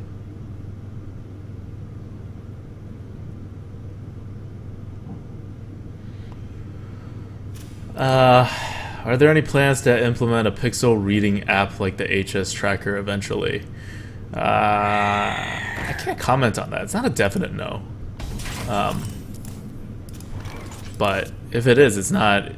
It's going to be somewhat separate from Hearth Arena if we're doing something like that. But we may like work with someone and like just basically like have them pull data from Hearth Arena and the algorithm from Hearth Arena. But we want our site to stay clean because it's a little like once you have something like pixel reading or like it gets a little iffy, I think.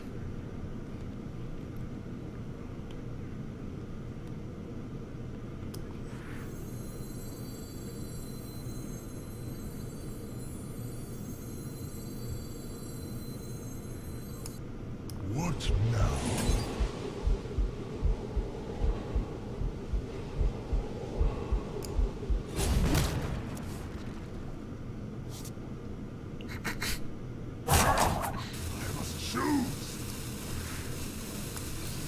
It's happening. Best use of this card. It's actually really annoying for him because we know he doesn't have a 3-drop, and so he can't actually use his hero power.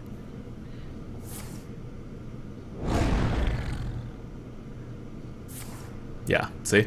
So this 2-1 actually gets another use.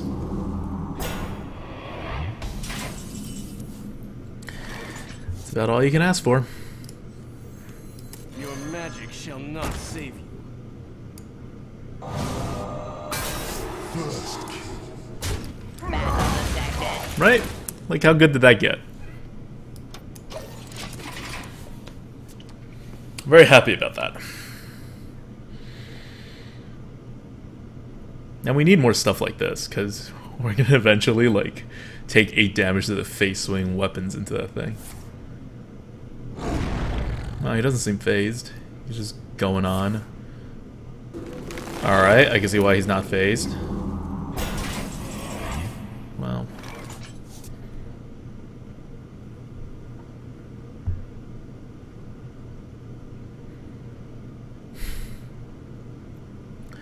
Could trade everything in for the sake of playing a really big Frostwolf. Or I can Arcanite Reaper to save the 4/3.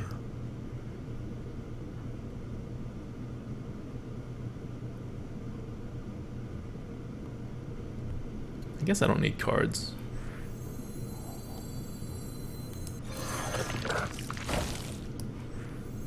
The Frostwolves stand ready. Die, mage. Battle commencing. Mama, mama, mama, mama.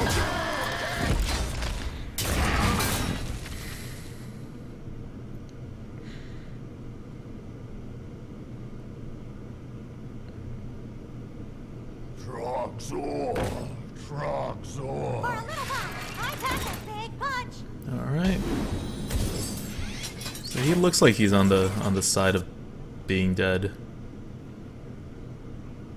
We'll see. I'll play my small cards. Try this.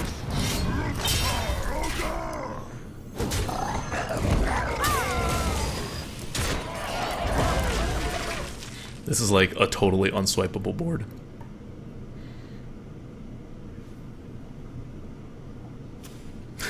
If it says Warbot has to slide in my top 3 of attack sounds. Yeah, I've been playing a lot with Warbot lately. It's been nice. He just wild growth. He's given up. Well played. He has officially given up. My work is paramount. Leave me alone. You gotta be kidding me!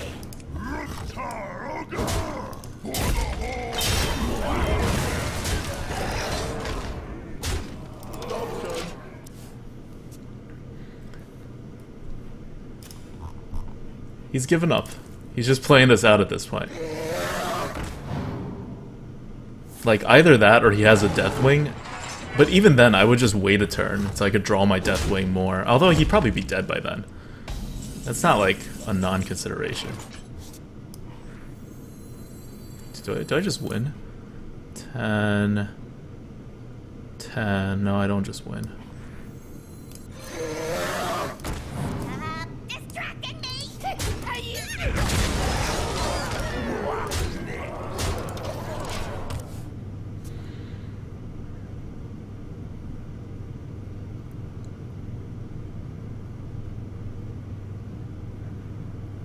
Yeah, I'm gonna need some help if he actually has a Deathwing. No, you kill the 4/4 if you have a swipe. Well played. Well played.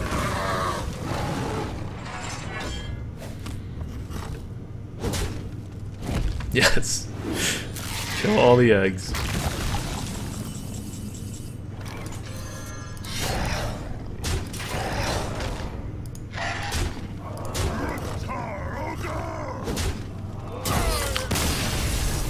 GG. GG.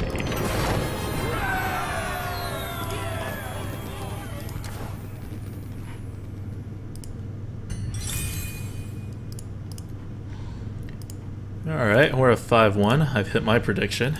You guys said 6. We'll probably hit that. We'll see.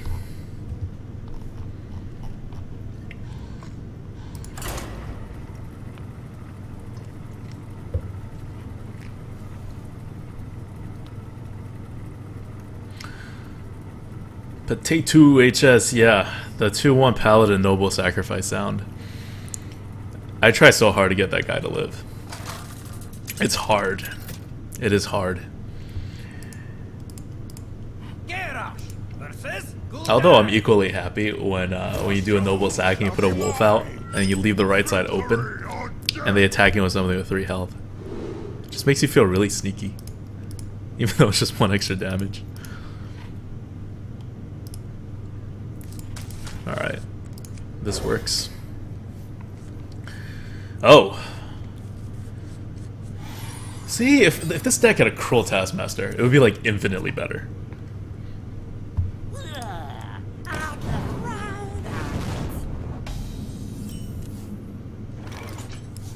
smell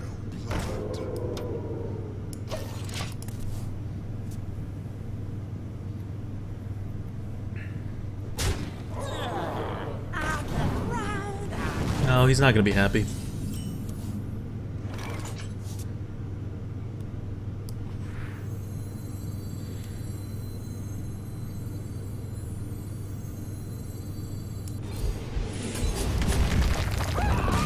Battle detected.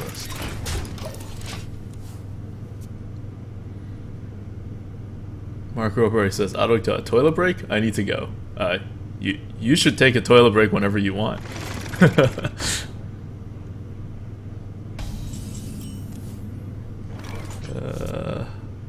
Oof. Gets too much. I could be clever and to no. I'm just gonna be normal.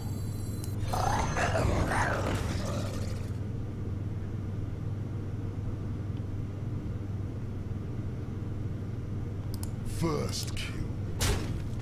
Battle commencing. Not gonna be cute about this. Man, he's really hurting himself. Where are my weapons? Seriously? Battle commencing.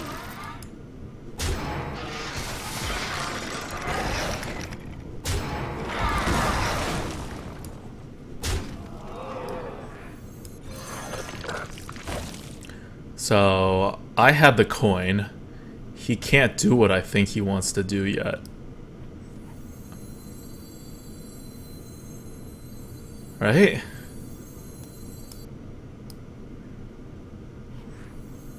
Or 8. 8 plus 2 is 10. This is the only way I have lethal the next turn. Can't play the Echoing Ooze.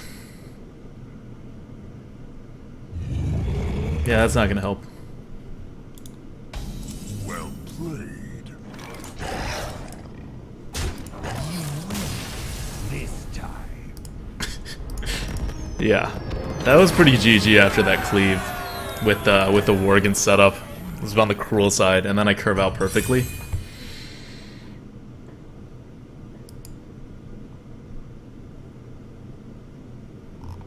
Oh yeah, guys, if you haven't seen this, that's right. When it builds up to 100, I'm going to open everything in like an event, but it's gonna be just hoarding packs right now the same way I'm hoarding gold. Punisher says, "Am I the only one around here who actually likes this deck?" Probably. Like, it's interesting to play, but it's really not that powerful. It's clunky. There's a little too many weapons for having not enough like defense. We haven't faced like very good decks, right? Like, you've seen what our opponents have played. They like shockingly had very few of the class cards that typically define the classes. This isn't going to continue. Like, we're about to run into the area. There's about 6 wins. This is where it starts hitting really hard.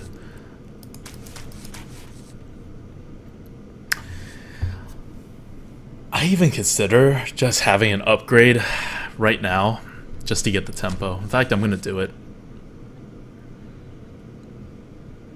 Like, just playing on turn 1 regardless. Because I'm almost certainly not going to get a weapon until turn 4.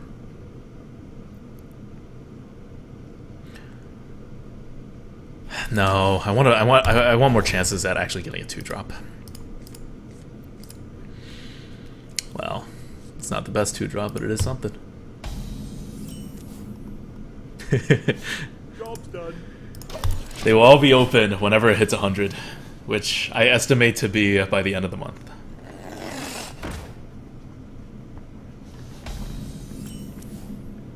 See, like, if I had a weapon here, that's why I was considering putting the weapon out, right? Like, if I had a weapon, what I would do is hit it once and then play something else, and then I can hit it again if I need to finish it off.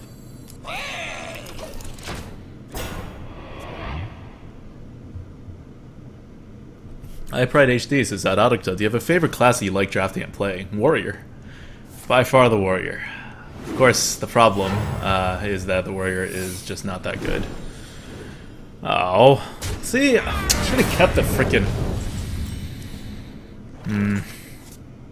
Should have kept it. Well, more like Tidehunter is not bad either. To give him. I'd probably just rather give him a Dragon's Egg. But yeah, if I just kept that upgrade, that Mana Worm would be so dead right now. I would be laughing and playing the Murloc Tidehunter first and hitting it so he has nothing on the board. There would be so many things. Alright, this worked out fine. He's up a card, but whatever.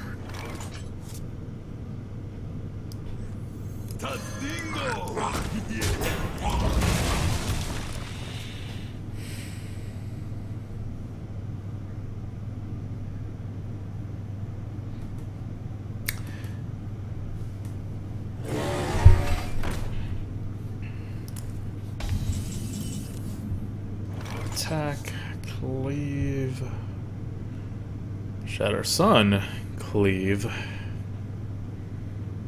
6, deals 4, no, doesn't actually make it good. You can attack, I can always cleave.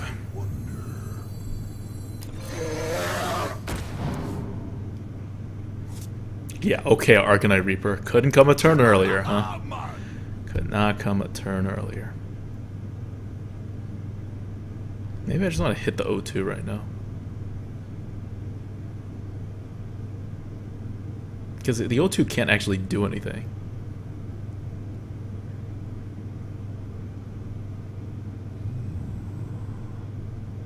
I don't even cleave the next turn anyway. He's gonna hit it and then ping it. It's gonna have 2. I'm gonna want to use cleave.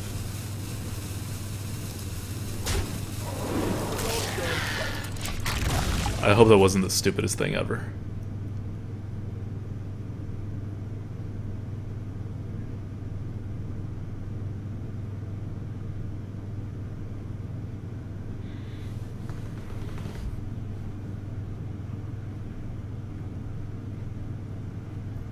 Yeah, I'm okay with him killing this engine without pinging.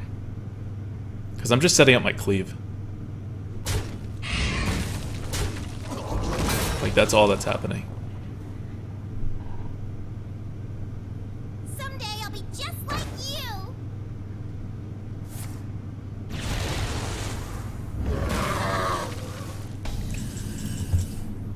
Cleave is set up.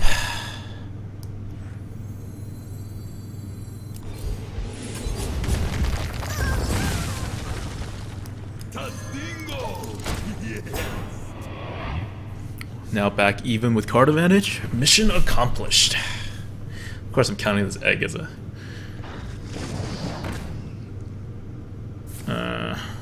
Alright.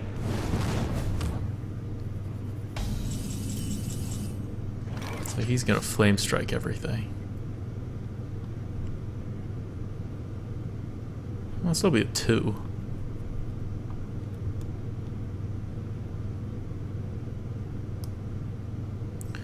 Could shattered it, make it very difficult, but then I have nothing to play. Now.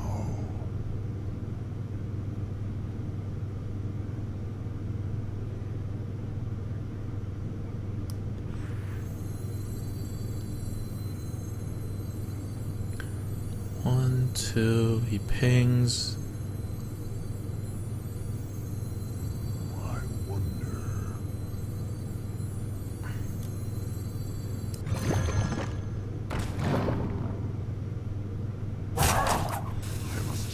You gotta be kidding me!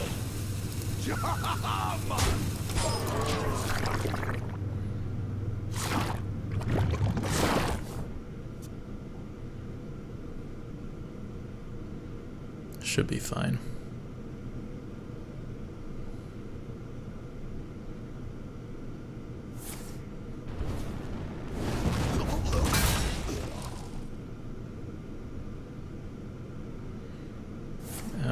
There's an Echo Shattered combo. Eh. Not good, not good.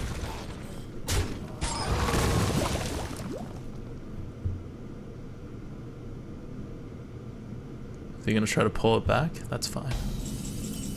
I am okay with that.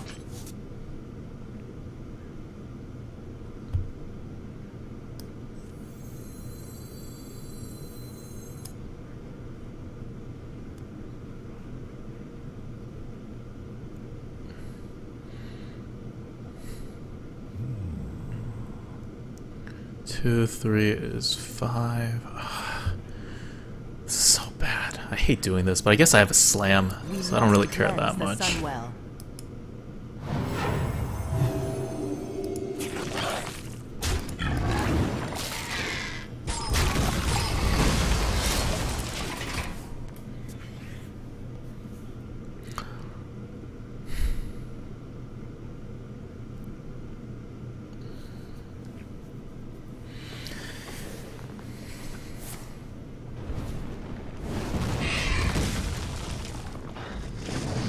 Yeah, saw that coming.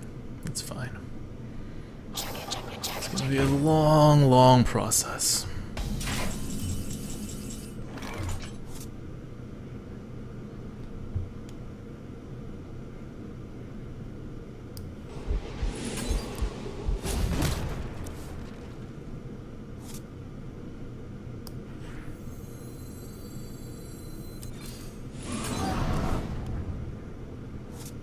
Push forward.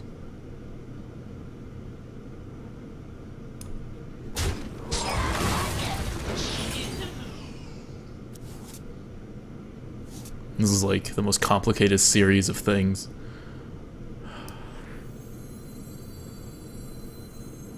Put this apple on your head.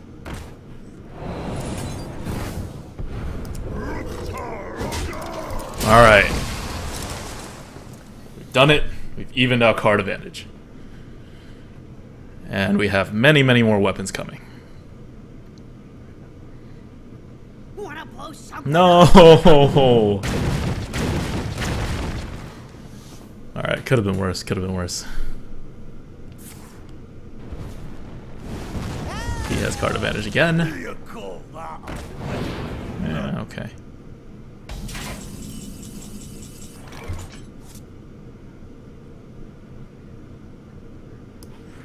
Can't worry about Flame Strike at this point.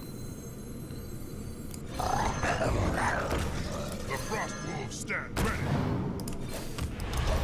Just gotta go with it.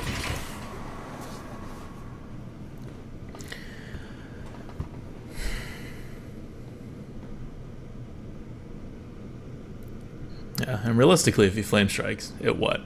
Takes out like 1, 1/4, and 1/2 minions.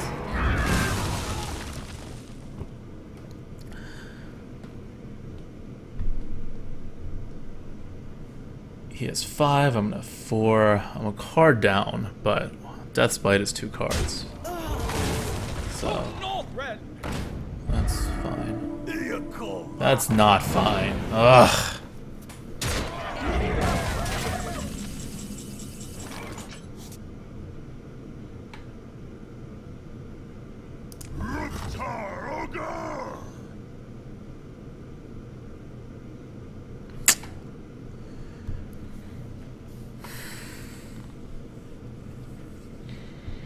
I'm gonna be taking a lot of damage.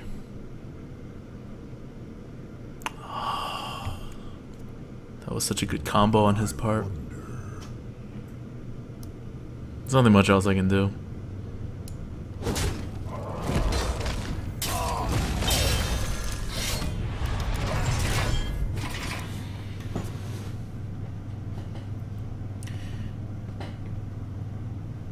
See, this is why Warrior can't play from behind. I technically have him on card advantage now, but I can't like actually utilize my card advantage.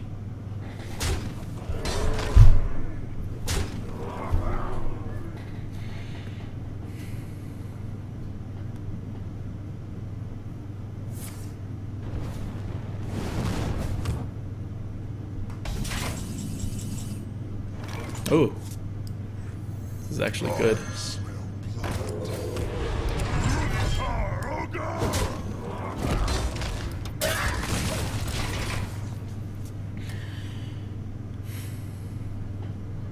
Alright. One shot, one opportunity. Radiating Shark says, Oddway Dead is off hiatus. What?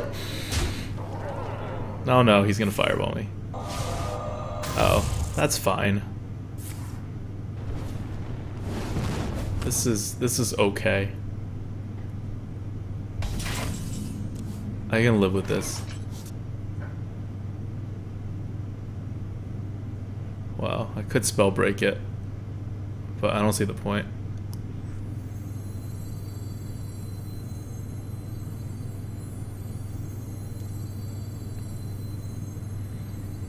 I wonder.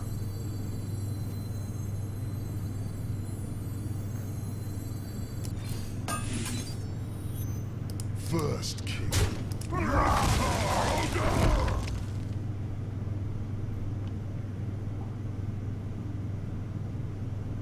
Oh, fuck. I should have silenced my own guy before that.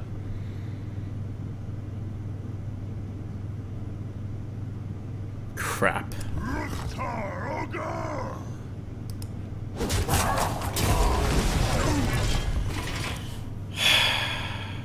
That was poorly done.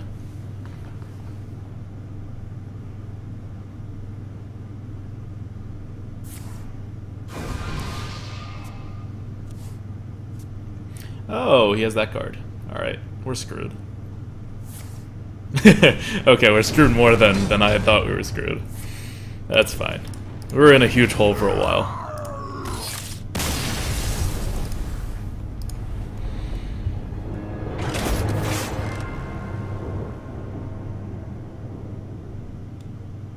For what it's worth, that didn't matter. It was a misplay. I should have. I wanted the 4-3 out, so I should have just like silenced my own minion or the 4-2 before I did that whole series of moves.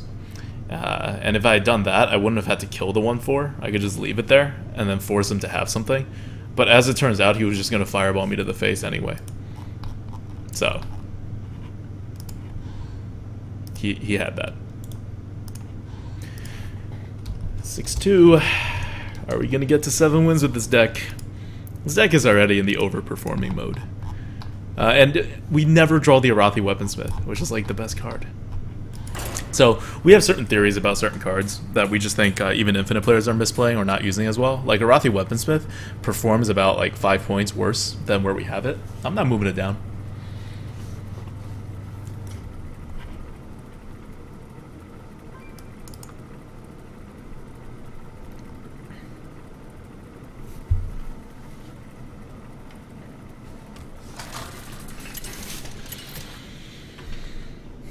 Yeah, I did draw once against the Druid out of how many games? Out of 8 games, I drew my best card once. Victory or death. Hunter... This was good. Hunter is a great matchup. Not for my deck, but for my class. We can just go very aggro. So I always toss away a Shatter Sun when I'm going first and I don't have a 2-drop in my hand. Because it's fairly useless if you don't get a 2-drop.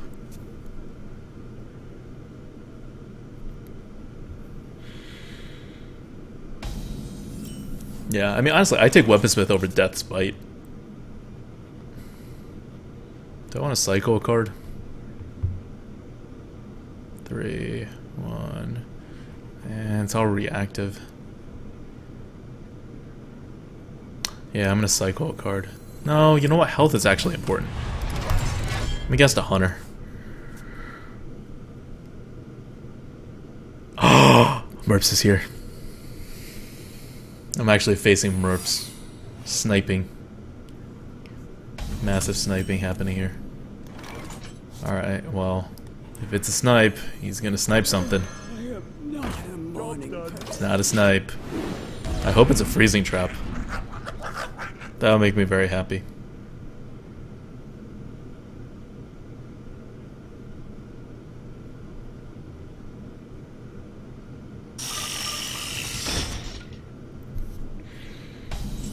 Alright. See what it is.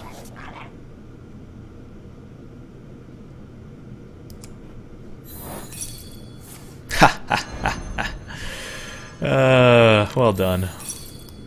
Well done.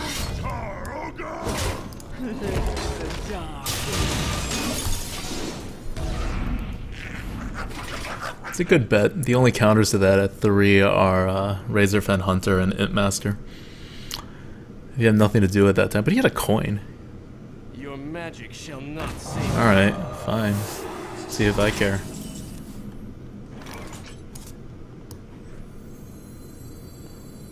Am I thinking about this the wrong way?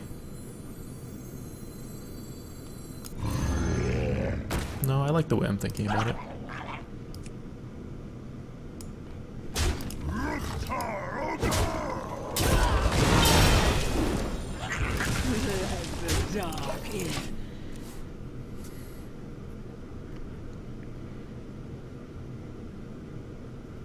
I'll show them. I'll show them all. Well, that's getting cleaved.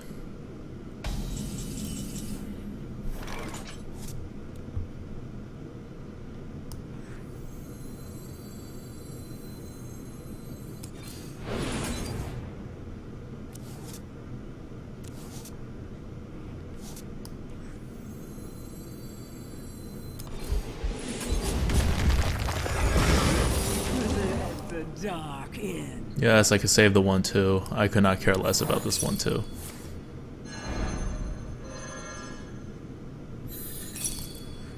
Put this apple on your head.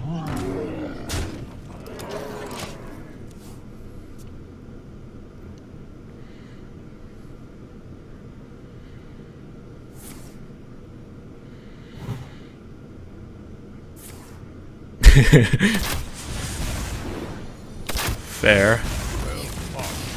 Fair. Fair response, Hunter. Fair response.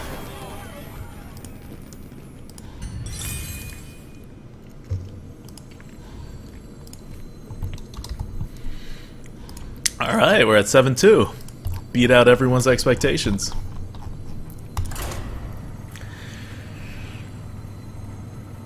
But still, that's just... Things like that are just like total misfortune by him, right?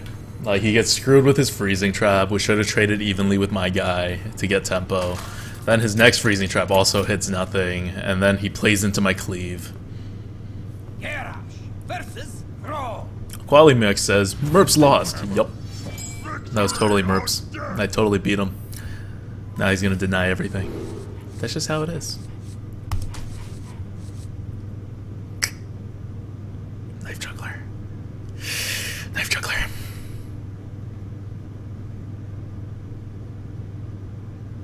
Do I fish for a 3-drop? I should fish for a 3-drop. No, it's a card I can play. Screw it.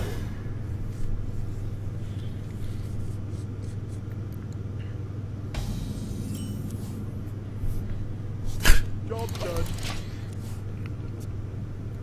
Not a good starting hand. Not an awful one. But not a good one. Ooh, there's the Arathi. You have no idea how much better that makes me feel.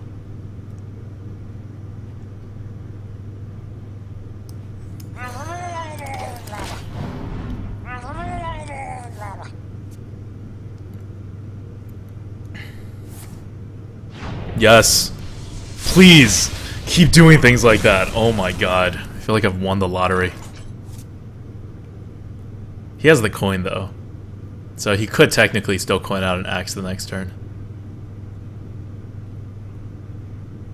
That's fine. I can't live in fear of the axe like that much. I wonder.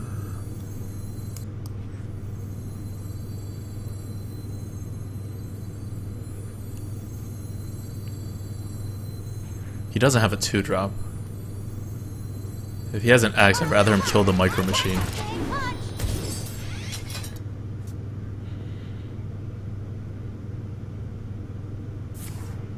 Is it the axe?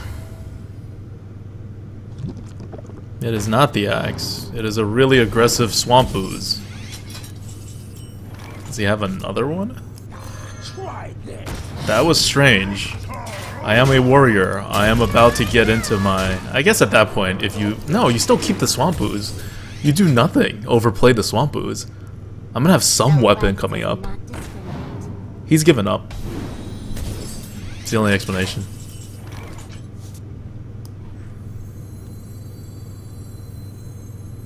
Put this apple on your head. Watch this.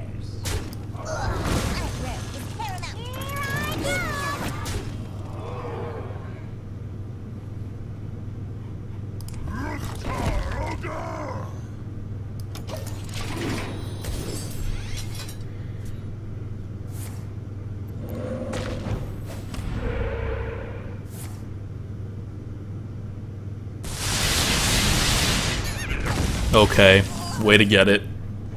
Way to hit. Way to hit.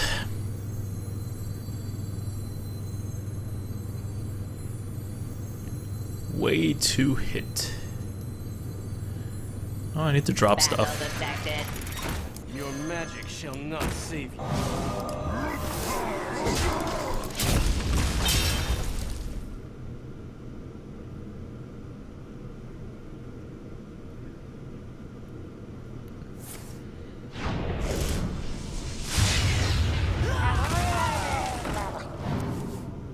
Alright.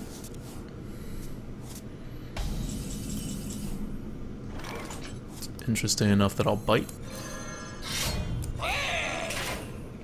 Battle detected. Battle commencing.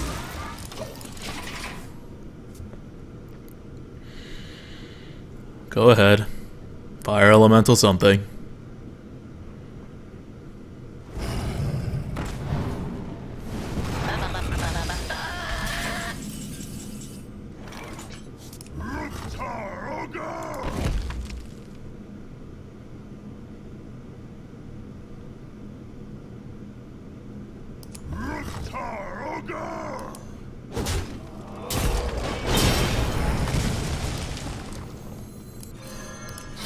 Battle commencing.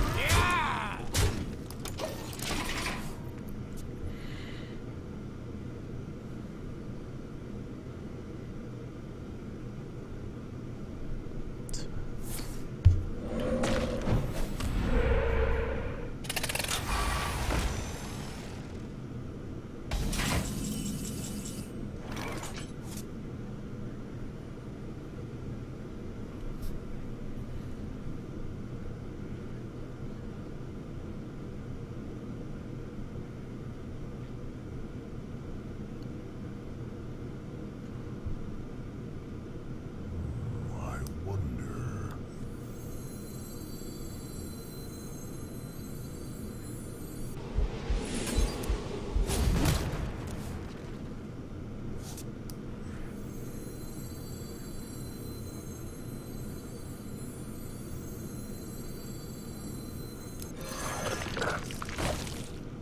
Battle commencing.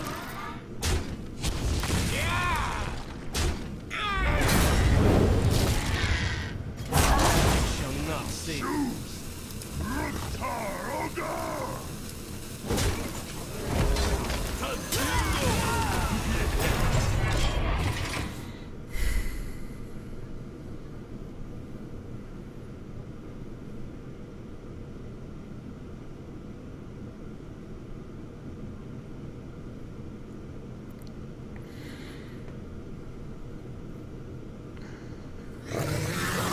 Whoa.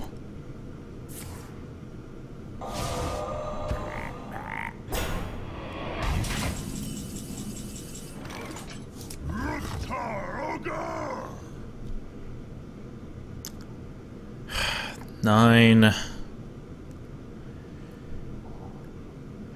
Brings it down to 8. I have just enough to finish it off. I'm good. Battle commencing. You gotta be kidding me!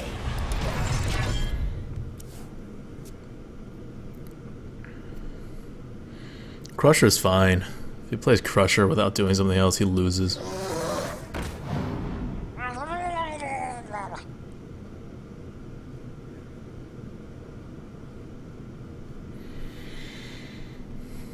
You win this. There we go.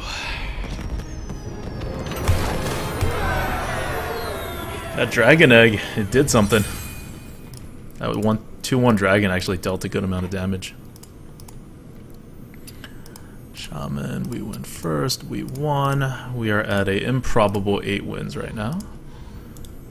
We had just faced a pretty good Shaman deck. It's got the Fire Elemental, it's got a Fork Lightning, regular Lightning, Lightning Storm, all sorts of lightning.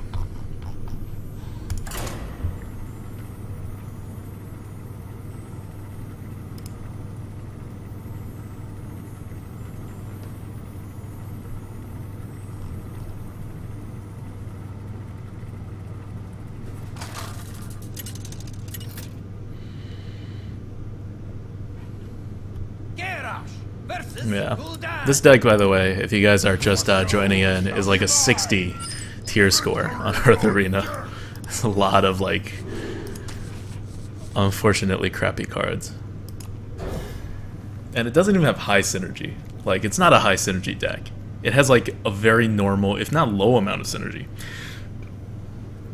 Because I only have 2 ways of pinging all my things. 3 ways of pinging. One of which is reactive. And the other 2 cards are not until turn 5 when I can actually ping it. And your opponent knows it's coming. This is like not, like very iffy synergies. I greet you.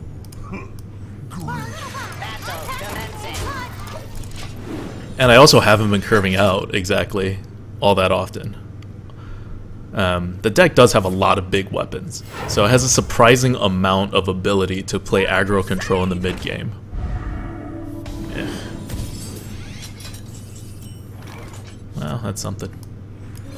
Battle commencing.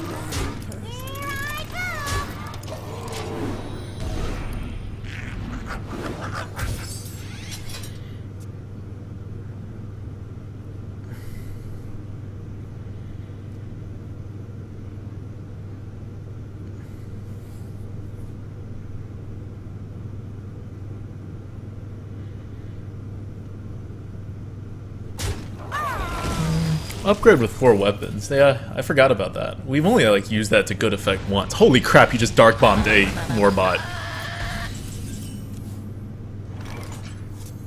That's what we call a win.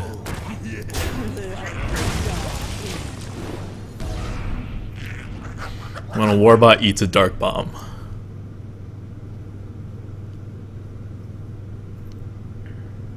Got him on his heels.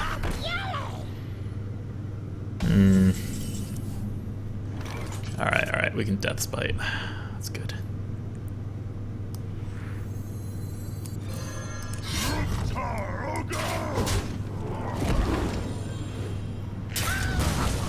Let the dark in. Battle detected.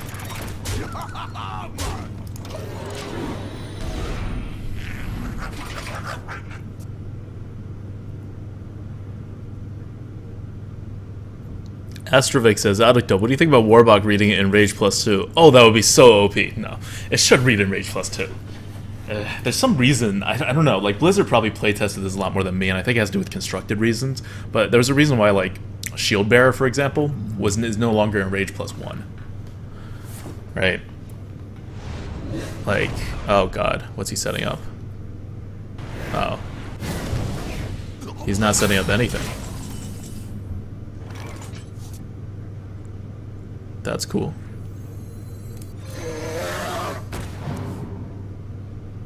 Battle commencing. Let the dark in.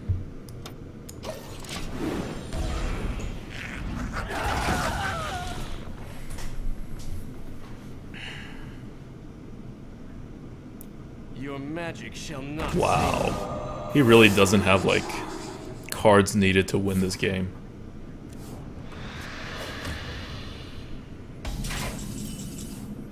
So I can go 5 with the 4, that's 9, 9 plus 4. I'm a little off.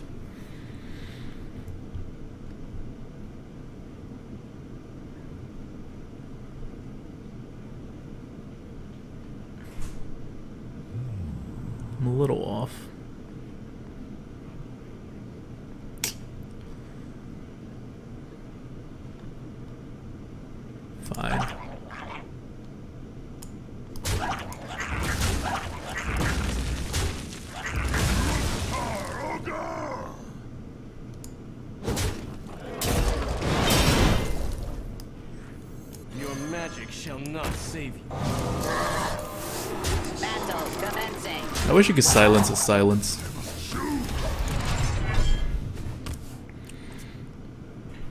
Silence that warbot. It goes back to being unsilenced.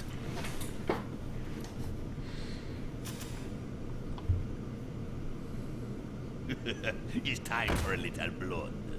My shield for Argus. Still dead on the board. Well played. This time. Okay. Early warbots. It's also the thing with one drops, and this happens a lot, right? Like in the write-up that I did today, I mentioned that 2-drops are better the worse you are in terms of how much it raises your win rate, because it pushes you into that aggro strategy, which is better for for the matchups that you get on the lower win side, and it also makes sure that you curve out. And it takes a lot more skill to play when you don't have the board in the beginning than when you do have the board in the beginning. Do we go first? I'm gonna say we have the coin. Do we have the coin or go first? Let me know. But 1-drops actually pushes that to an even more extreme, right? Like if you have a 1-drop and you get it in the beginning, you're so far ahead. On the other hand, if you don't get it in the beginning and it goes to like the mid game, that 1 mana card is crappy because you just lost a card essentially. Thanks. We went first.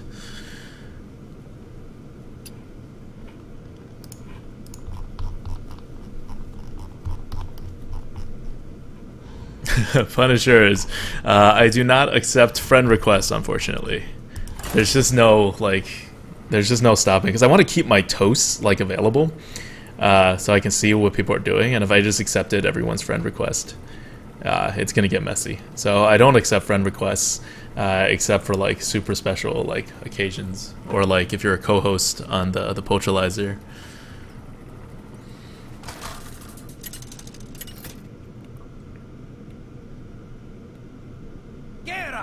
Versus Jaina. 12 wins is possible, just do it. No. No, it's not. There's no way this deck goes 12 wins.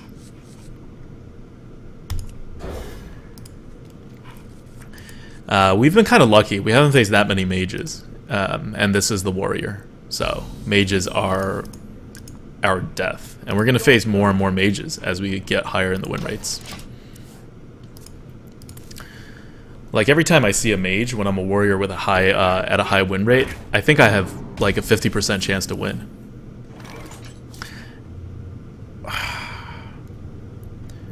I could do this setup because the micro machine is gonna die. The It Master will eat something. I'm gonna be greedy. I think I have to be greedy.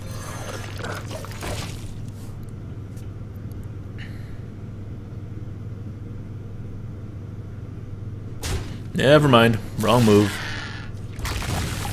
Didn't realize that's what he was going to do. But that's fine too. I still get to eat up this 2-1. Or I get to force him to ping again. No, I want to eat up the 2-1. I don't want to force him to ping.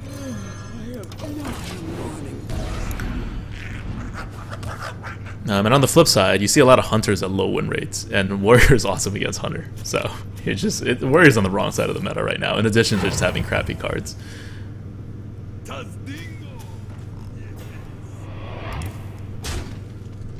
He does that. That's fine.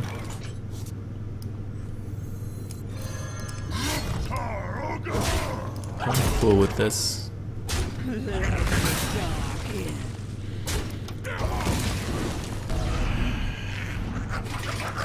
Bring on your water elemental. I'm ready.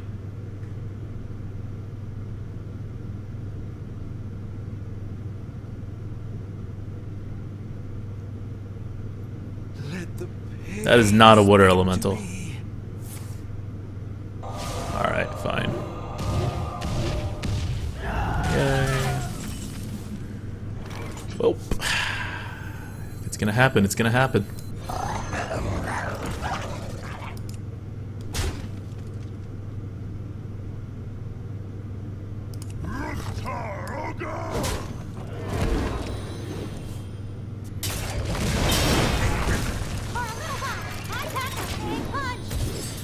We are now even on cards. I still have a weapon in my hand that'll get a 2 for 1, so that's good. I have a slam with a cleave. Together that should be a 2 for 1. I think I'm in a good choice.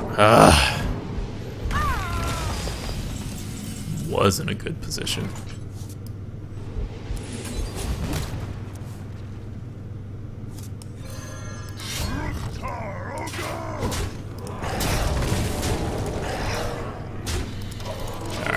Get some of that face damage on.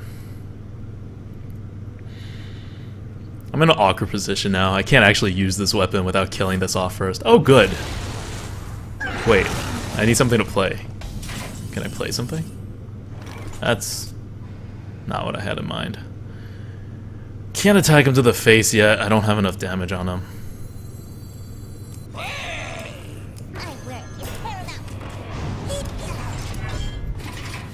Still playing the card advantage game. But armoring up a bit is good because I have a lot of, like, I've already used a weapon. I'm going to finish using up this weapon. I have one more weapon in my hand.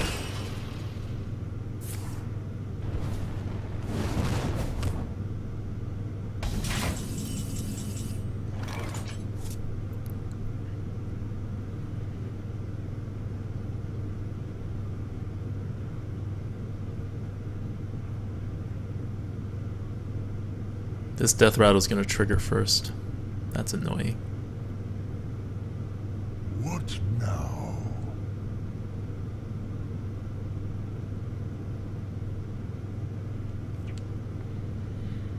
That's actually very annoying if he gets a 2-3.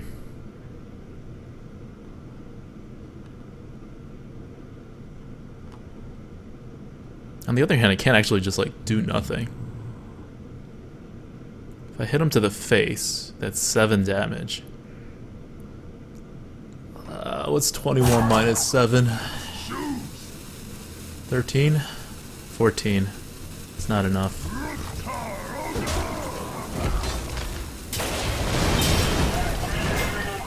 Ooh.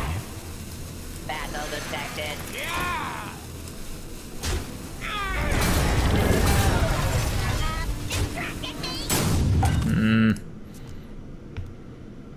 Alright. Did not end up playing the Arcanite Reaper.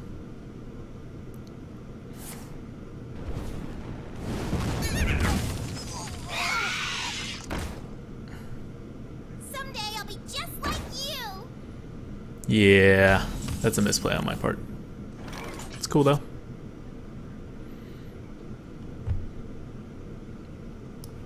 We must cleanse the Sunwell.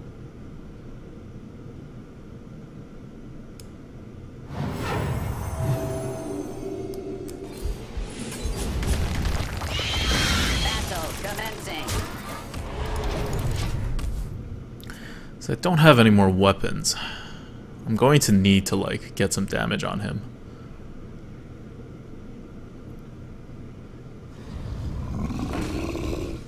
Huh.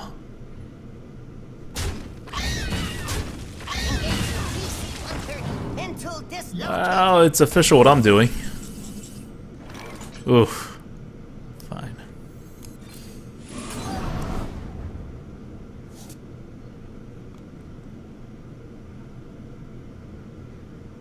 Damn it.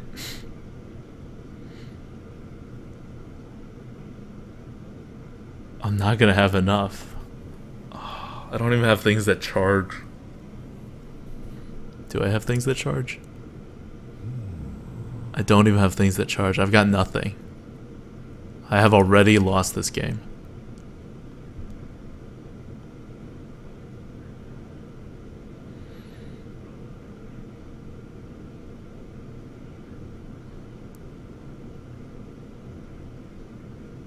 I have already lost this game.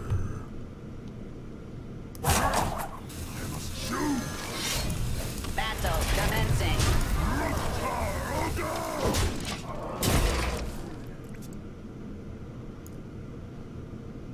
I don't think I have any chance of winning this game, no matter what I do, because he's up 3 cards on me, even if I hit the 3-3 or the 8-8.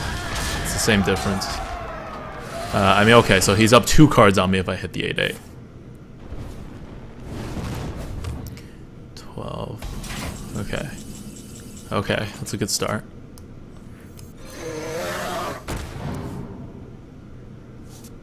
It's a fine card to get. I need my very last weapon. I was really hoping to get that upgrade.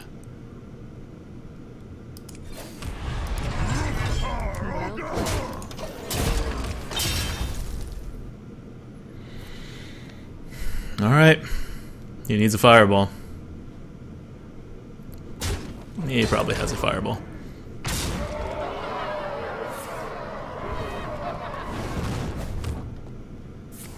Yep. There's the fireball.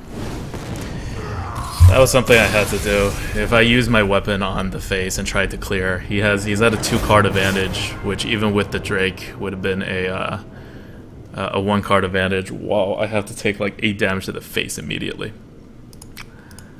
Oh, mages.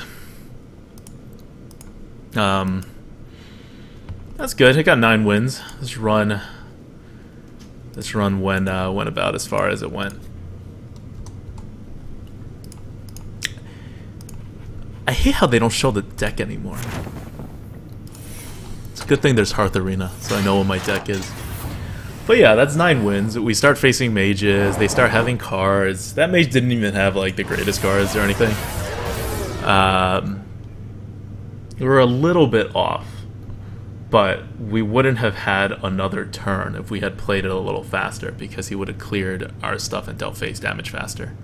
So I think that was one of those games where you look back and there's no way to win it, no matter what order you played your cards.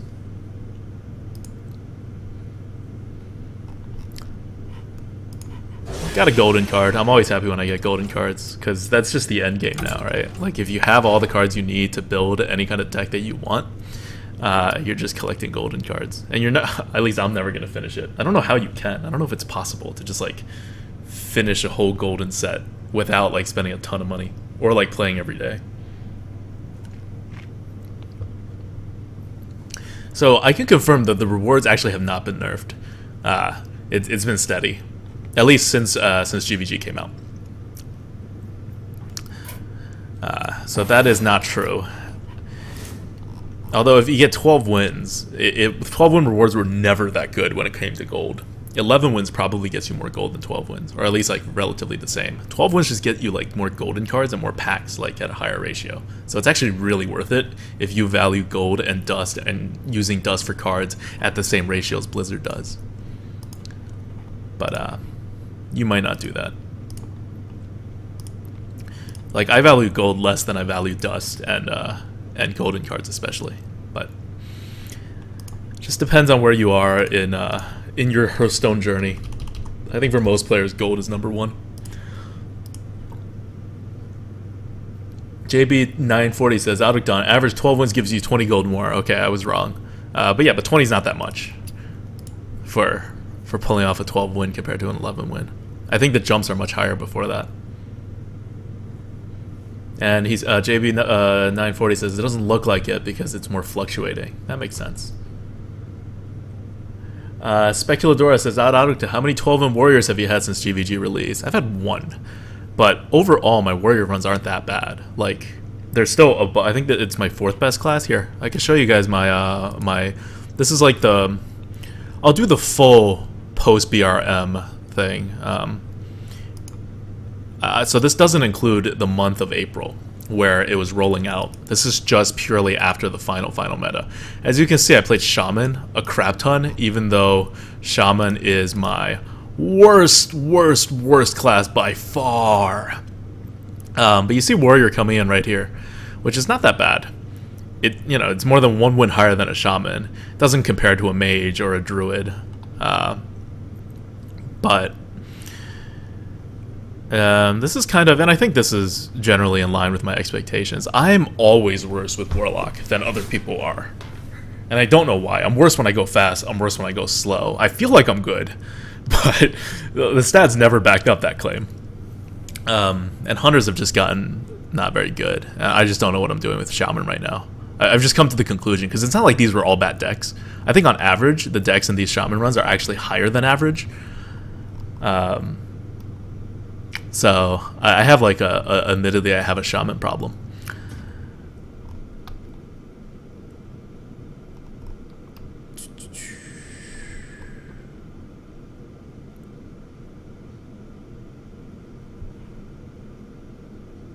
Okay, Warlock, Rogue, Shaman. Oh, I'm not gonna play Shaman. I'll do either Rogue or Warlock. I think I have a quest for Warlock that I need to finish. Let me check. Yeah, I have a Warlock quest. We'll do that. That means I have to do a Warlock today sometime. So we'll do Warlock. We'll do Warrior then Warlock. We're just going with the with my personal not so good classes at least. Alright, you guys can tell me what I'm doing wrong if I'm doing anything wrong. But it's been so consistent. Like, the way you play Warlock has changed a bit as it gets more cards, but I've always underperformed with it. Like, when it was, when Hunter was a worse class than Warlock, my Hunter was better than Warlock. When Warlock was the worst class after they, like, for a brief period of time, Hunter with the Unleash combos was okay. Warlock was still my worst class. And then when Warrior dropped to be definitely the worst class, Warlock was still my worst class. And now, Warlock has actually gotten very good since BRM and the Imp Gang boss, and it's still like pretty bad for me.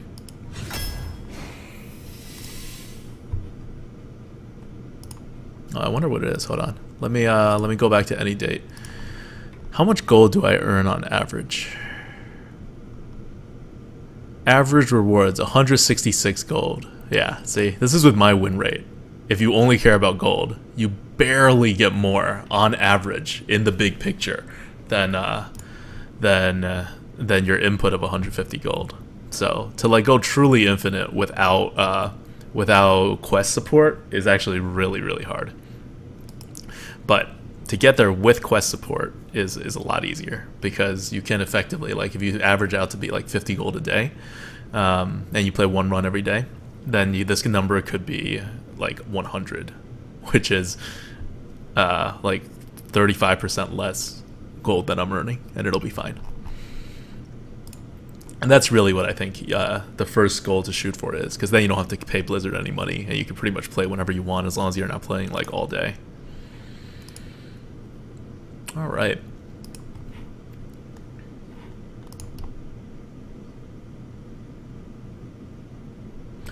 CDV says, I need to include a golden card in last arena's awards. Yeah, we need to do that.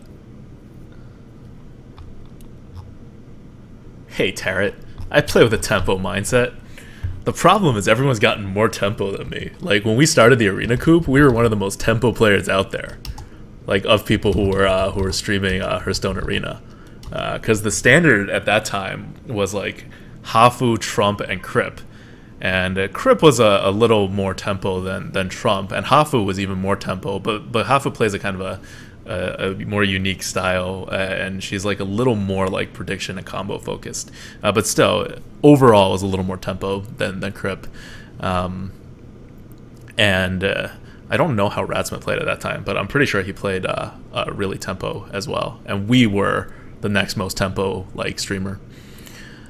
And then GVG came out, and then everybody went way more tempo, and we didn't really change our playstyle. We went like slightly more tempo, but so I still consider myself more of a tempo player than a card advantage player. But at this point, I'm calling it a flexible playstyle, because I recognize that we're now, if anything, kind of, actually we're probably in the middles right now.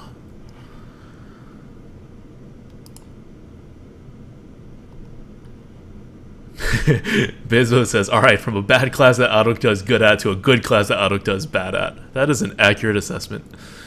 Cho and Yeti over Tiger? Yes, sir. Tiger versus a Flame Imp. So one thing we found is that Flame Imp is not actually that great. The 3 damage just hurts more and more the more cards are released and people like get more creative with their playstyles. But I'll still take it over a Tiger. Tiger's a little slow for a Warlock. Abusive Sergeant, you can see we bumped it up so high that it's already like up there.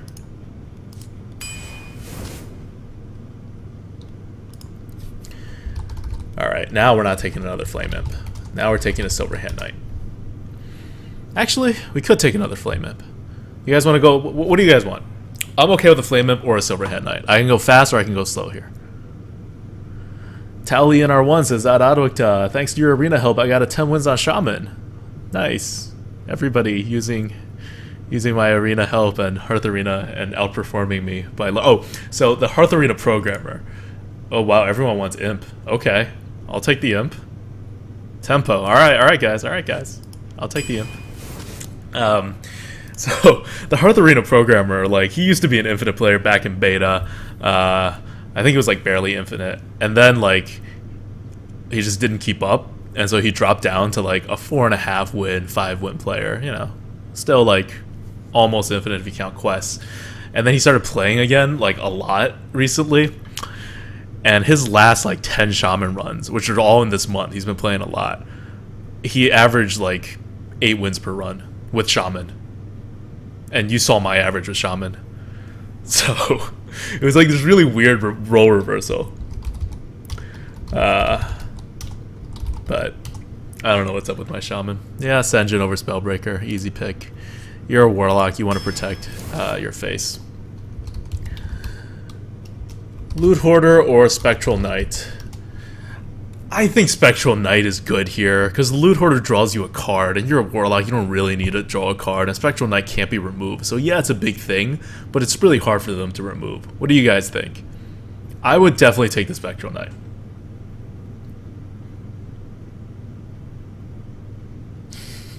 Klingon Admiral says, Adadikta, perhaps you have to stop thinking you're good at Shaman to become good at Shaman. Maybe. I mean, if that's the case, then I'm on my way to becoming good at Shaman. Like, me and Murphs have just been trading back and forth of how much Shaman sucks. Even though it's like overall win rate, whether for infinite players or for like for average players, are both like very solid. Alright, Spectral. Everyone's going with Spectral. Good, good, good. Alright, Haunted Creeper, easy pick. So one of the things we didn't talk about in the write-up, and one of the cards that moved probably the most, and that's going to make the most difference in the tier list, is Haunted Creeper. Because it's an average card, and it moved up from like, I think like 60 to like a 66, or maybe even a 68. And it moves up even higher for certain classes like Paladin, or like Druid, or like Hunter. Because of the Beast, or because of making multiple tokens. And I think also for Shaman. But... and while that's happening, like Yetis and a bunch of cards in the mid to high 70s like moved down, and cards in the 80s moved down, almost all of them. So now Haunted Creeper with like a little 2-drop bonus can easily overwhelm those cards. And this is because Haunted Creeper statistically is just like the best card ever. And we were like cautious moving it up too much, but at a certain point you can't fight like very consistent stats across like everybody for almost all classes. And also, with our experience, we've noticed that Haunted Creeper was a really good card.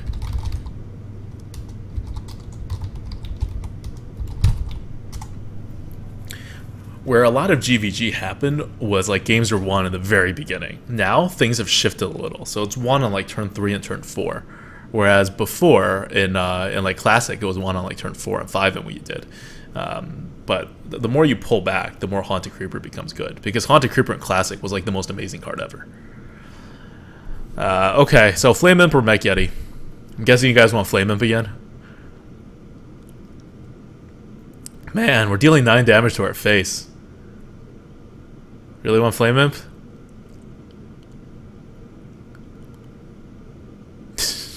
Imp so you get cleaved. Imp so you die faster. Yeti, Yeti, Flame Imp, Yeti, Yeti, Yeti, Imp. Ooh, it's an even split. So this is how you know Hearth Arena's getting it right. It's a huge debate. I'm gonna go with the Flame Imp. This deck is... It feels like a faster deck. Oh, definitely a Shattered Sun. Now with all the Flame Imps? Psh.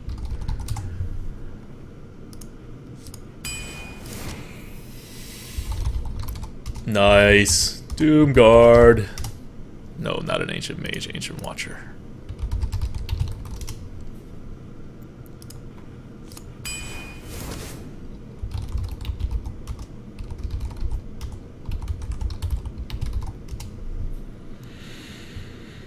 Okay, Shadow Bolt over Bluegill. We're good here, right? We're doing Shadow Bolt. No one really wants a bluegill. If Biff says, why isn't this Raging Worgen? I don't know which pick that was for Flame Imp, but like we're not that desperate for 3-drops. And if you have enough 1-drops, you can play it like with a tap on turn 3 for example, and that's fine. Yeah, okay, Shadow Bolt. Oh, Void Caller with all the Flame Imps. And the Doom Guard. That feels like a win. Yup.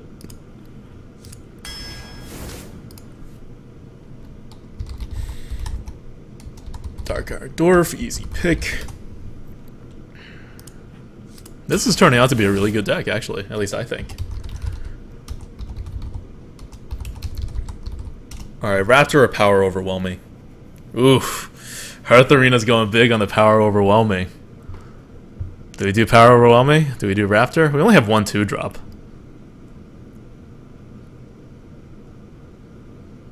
We do Power Overwhelming? Oof. People are going for Power Overwhelming. We only have 1 2-drop. Alright, this is very consistent Power Overwhelming. Hearth Arena wants Power Overwhelming. Who am I to argue? Maybe we'll pick up more 2-drops later. I think we need 2s too, but I guess if you have a Flame Imp and you tap, it's not the worst thing.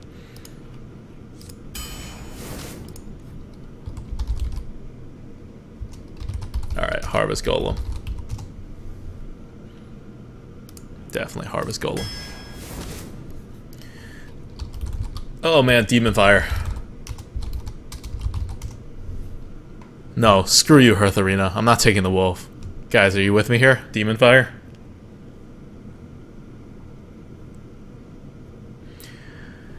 AJ Mercy says, you guys have spoken about how bad Hungry Dragon is, but it's still at a reasonable 60, so what's the truth? Well, we didn't say how bad. Okay, so Merps thinks it's worse than a 60, or he thinks it's about a 60 on the low side. I think 60 is a little underselling it. It takes a significant amount of skill to play a Hungry Dragon. It's one of those cards that can really screw you. It's on the like Venture Co side of things, but I think there are more situations in which you can use it without screwing yourself than in Venture Co. So I think 60 is the right place to put it. Statistically, for Infinite players, it's also pretty close to a 60. It's like I think a little lower than a 60. So it's not that bad. We never said it was that bad. We just had it really high, right? Like Hungry Dragon started at like an 82. We moved it down to like a 70. You know, now it's at 60. It's probably not going to move down again. I still like the card when it comes to like 60. The average tier score is what, like a 65? So it's still below average significantly. What? And why does everyone want Wolf? Just for the zoo factor? What are you going to Wolf a Flame Imp into? It already has 3 damage. You don't need it to deal 4 damage. You wolf a Haunted Creeper, but like, why else are you wolfing? On the other hand, if you Demon Fire a Flame Imp, it'll survive.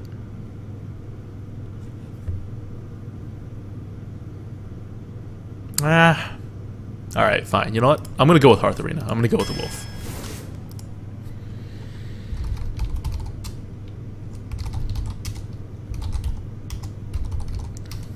Let you guys have this draft. Mortal Coil. I'm not even entertaining anything else. Fairy Dragon.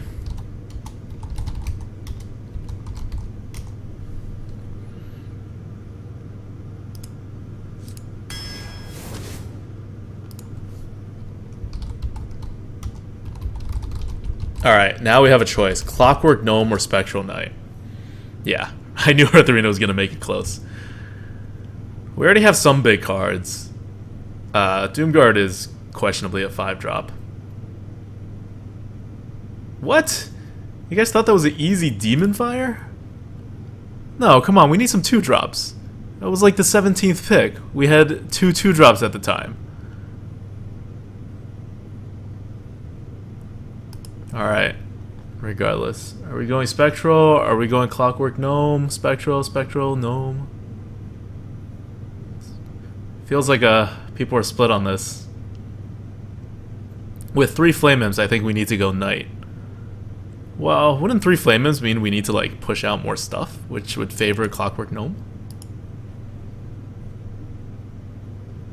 You have 3 Imps. Demon Fire is a 2-drop. Sometimes it's a more iffy 2-drop.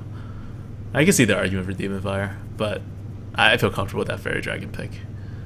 Alright, a lot of people say Spectral Knight. I want the Spectral Knight.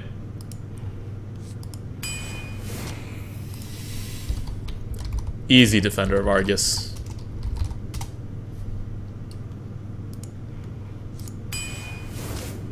Especially when we have 2 Spectral Knights. Loot Hoarder. Okay, Hearth Arena is... Hearth Arena wants a Succubus. I'm gonna go with a no and take a Loot Hoarder.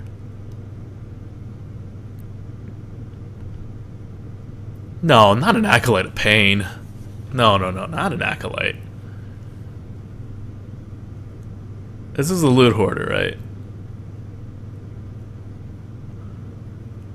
I don't know why this is like 30 points. This is really huge. And it's not because it's a 2-drop, because Loot Hoarder is like, you know, going to get a decent 2-drop score too. You can Void Caller it out, that's true. But Succubus needs to be rated way lower, maybe. Maybe we're screwing up on the Succubus. I'm gonna go with the Loot Hoarder. I'm not comfortable with a Succubus. I think the Succubus is so high, partly because it thinks we can actually empty out our deck, our hand pretty quickly. Are we okay with a Hellfire? Oh god, Hearth Arena wants a Lord of the Arena. I want a Hellfire. No, no Elune. Good. Yeah, people seem to agree on Hellfire. We don't need another card that's 6 mana, and that 4 health isn't the most important thing. Yeah, so we built in a heavy synergy between Succubus and low curving decks. So this is probably a deck for Succubus, but I would still rather not go that heavy into it. Ah, Argent Squire. Is it Argent Squire's time to shine?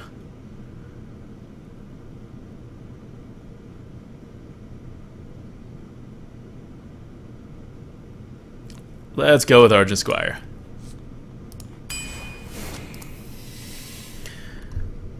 Fel Reaver, game winning. We have just won the game. Although Echoing Ooze is very close with a Defender of Argus, Power Overwhelming, and Direwolf Alpha. Okay, so Echoing Ooze needs a little... I'm going to make a note of this. Or maybe it has Power Overwhelming just because it's a crappy 1-drop. It's probably not because it thinks it's actually like going to keep the thing. It's definitely a Fel Reaver. It's definitely a Fel Reaver. Cult Master. I'll go with the Cult Master.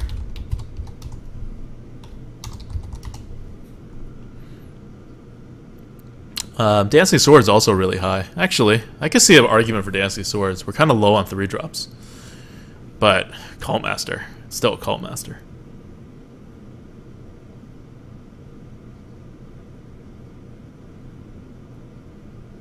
We're going Cult Master, right? Dancing Swords. Yeah, so you see how we lowered Cult Master, and it's still getting such a ridiculously high score? We're an aggro deck, it's a great fit in it. Wow, people are really heavy on the swords. I like the Cult Master. Because you could draw a bunch of cards, it doesn't really anti-tempo you, and then you could just put more cards down. I'm taking the Cult Master. And the Rhubar, okay. We have one... a ton of Flame Imps. No, I don't think we can take them to Rhubar. It's got to be a Soulfire. Yeah. Alright, we're getting to the end. We have 1, 2, 3, 4 2-drops. We'll need more 4 2-drops. Ooh, we have an Antique Healbot.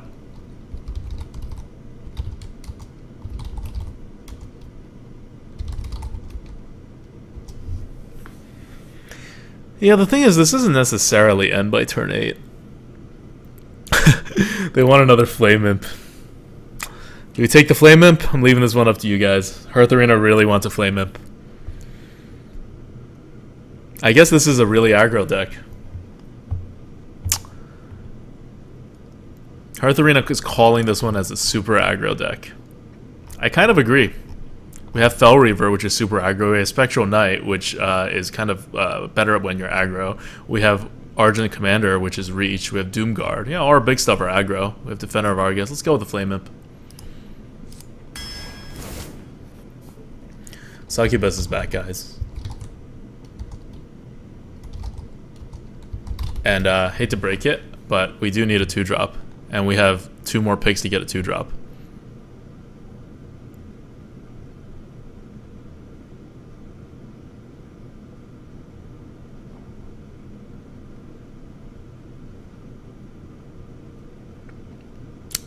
I think we go with the Succubus here.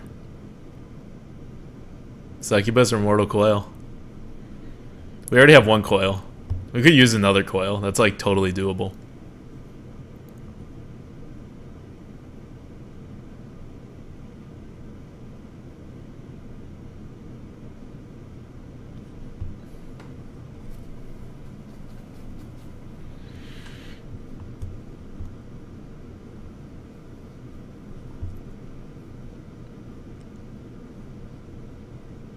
Could do Mortal Coil. I'm totally okay with Coil. It's just not really a 2-drop. But I guess we have a lot of 1s. We don't really need 2s. Alright, let's go with Coil.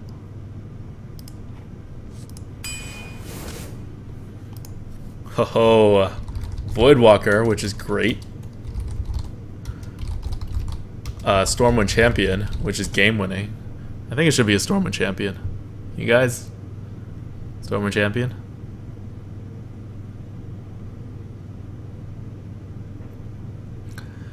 Stormwind Champion over Voidwalker. No, not a second Hellfire. We're taking a Stormwind. Ooh, Implosion. Or kind of need a 2-drop. Pint Size is a 2-drop, but Implosion is so good. Do we take the Implosion because it's like so much better? Or do we take a Pint Size Summoner because we only have 4 things we can do on turn 2?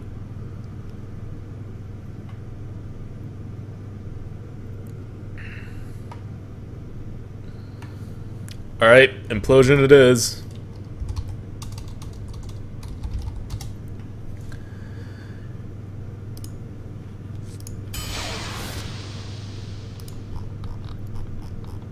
So, this is an aggro deck. I'm guessing classic aggro. Classic aggro Warlock with a really high tier score. Alright. Let's do this. Let's do this, guys. I'm going to snip the deck. I'm going to use the bathroom and get a Coke. And I'll be right back.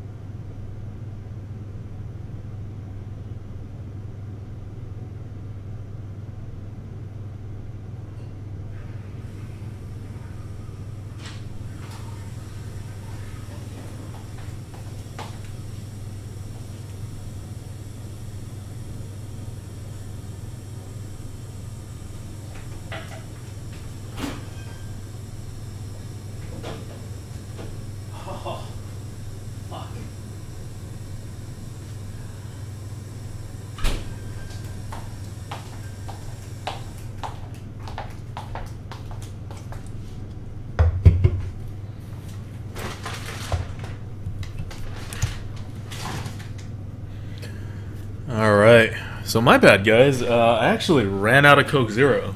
So we're going with Classic Coke. And I think this is my last Classic Coke, too. I don't know what I'm going to do after this.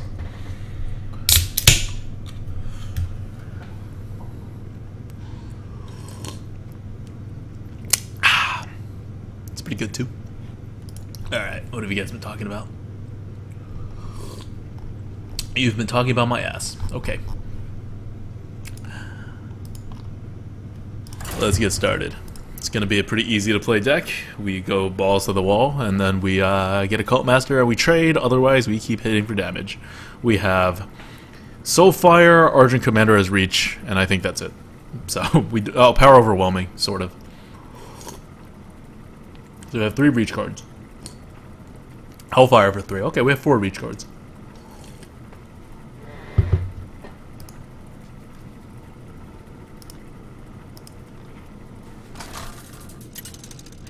Legit Pedestrian says someone else drinks Coke Zero. Oh, please, everyone drinks Coke Zero. You're hanging out with the wrong people if they don't drink Coke Zero. I will fight with honor. Your soul shall be mine. But really, guys, Coke Zero is awful for your body. Like, your body actually feels awful. But, you know, it's addicting, so you still drink it.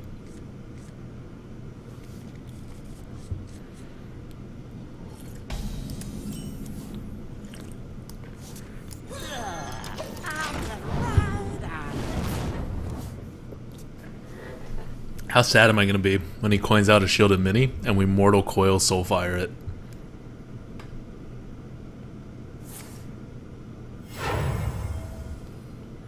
Wanna blow something up? Oof. That works. We could Soulfire, but then we have a chance of not having a 3-play. So we're actually going to just trade and tap.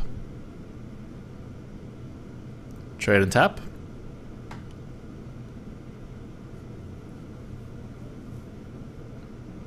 So many possibilities. We go trade and tap.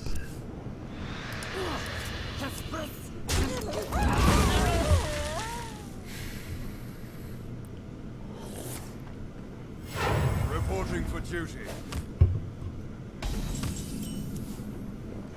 This is good.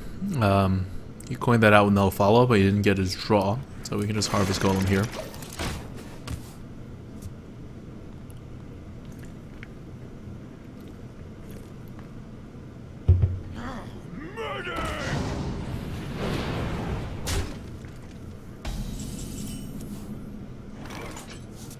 Oh yeah, this is happening. Is it happening? No, that sets it up a little too well. This makes it pretty impossible for him to deal with.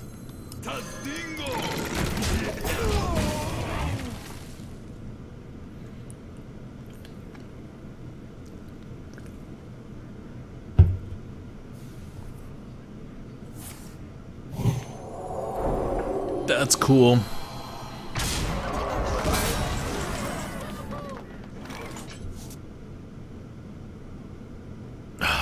We could Void Caller, Demon Fire, and then hope for the best. Or we can Implosion and then Mortal Coil. And hope it doesn't suck. I'd rather Void Caller. I wonder. From the void I come. Hope for the best! Damn it, the worst!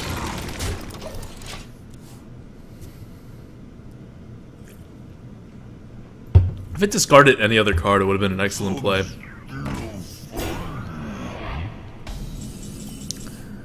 There's only so much you can do. Now we can Implosion.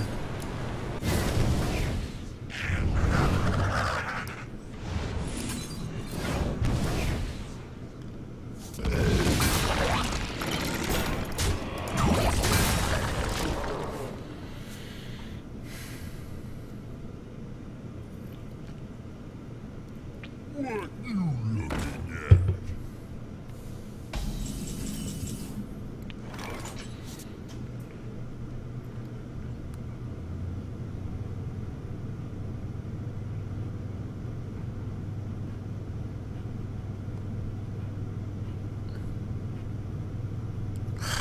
pointless to trade, isn't it? It's pointless to trade. So this is when you play Fell Reaver. When you have a board like this and you are going to win.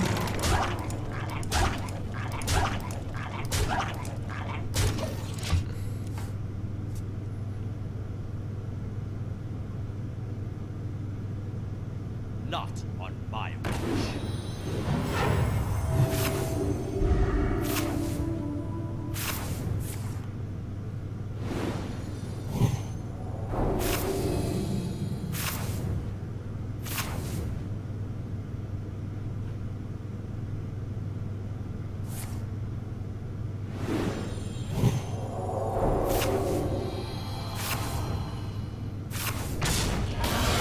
Alright, let's see if we got enough.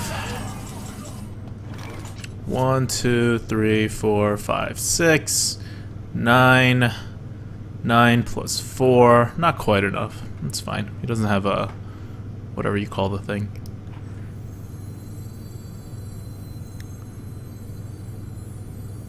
So many possibilities. I guess I could Hellfire.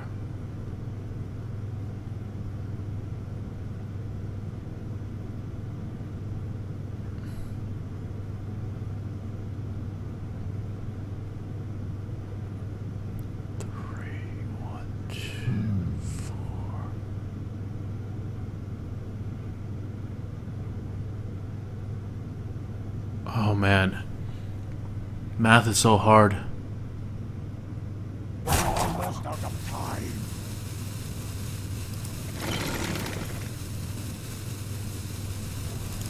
I don't really know what to do.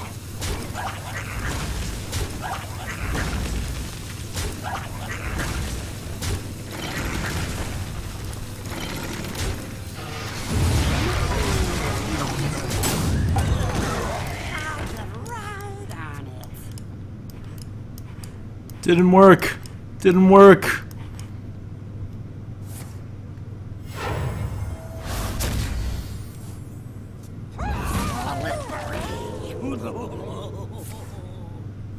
I was dragging. Oh well. This is 8 damage. It's fine.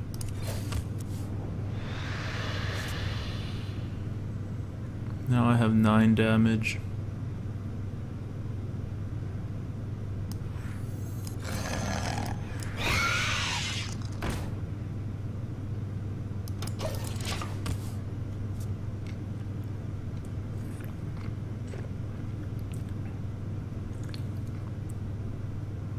You call that?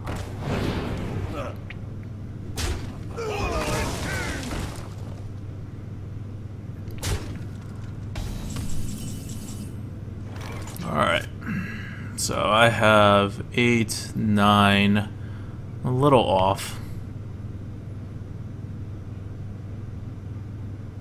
That sucks. I don't want to be a little off.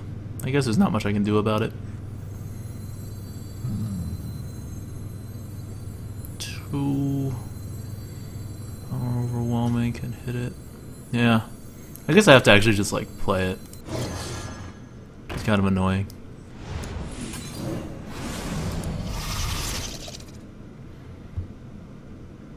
Yeah, I'm not gonna leave him with 10 damage on the board, though. To Northrend! Victory!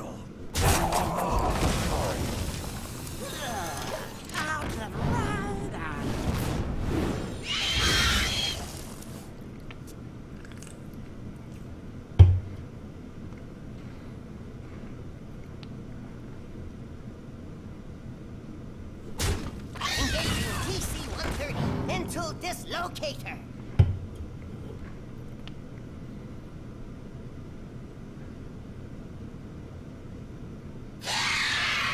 Oof, Wind Fury Harpy. That he didn't want to put on the other side. Interesting. It's, if I kill the Wind Fury Harpy, Yeah, why not? That's not gonna work.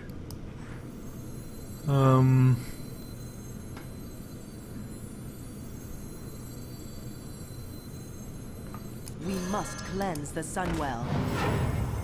Victory! Is this really necessary?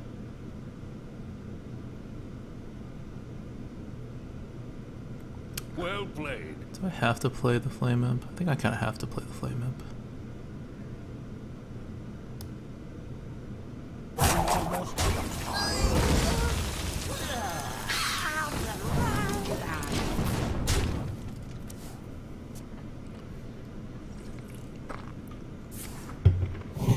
Oh man. Yeah. So we didn't get enough time to finish our move. That's when that happens, it's easy to lose.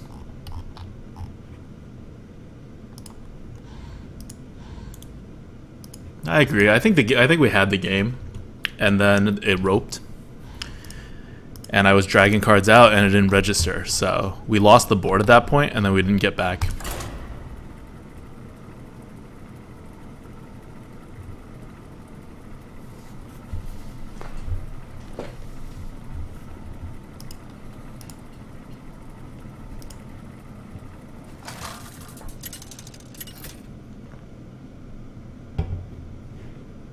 Gul'dan versus Gul'dan. Your soul shall be mine! Your soul shall suffer!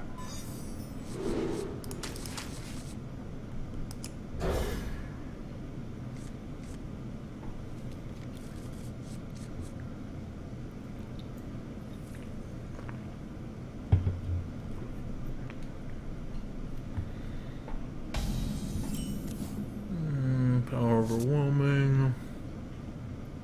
Flame Imp. Loot Hoarder. What could go wrong?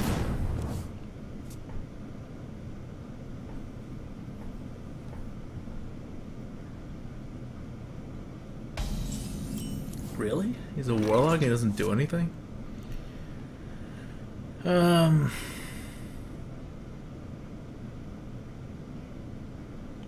Well, we kind of need to get rid of stuff, although 2 1s is better.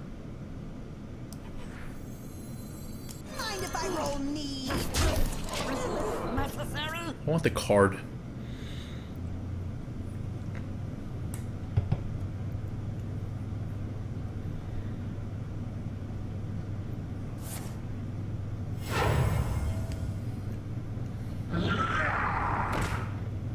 Oh, it's good to be 0-1.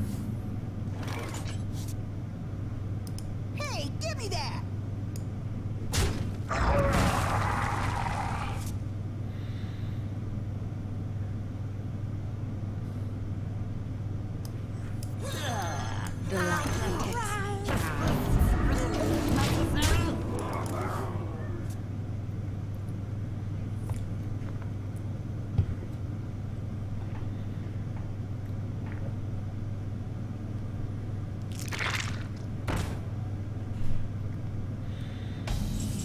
Is he gonna power overwhelming that? Alright.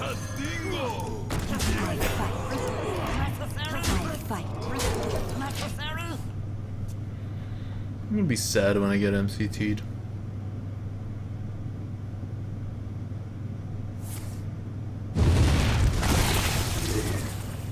That, on the other hand, is totally fine.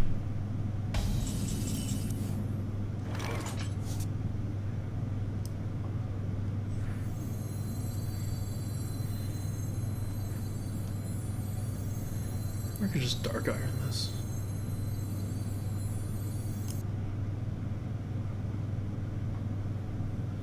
So many possibilities.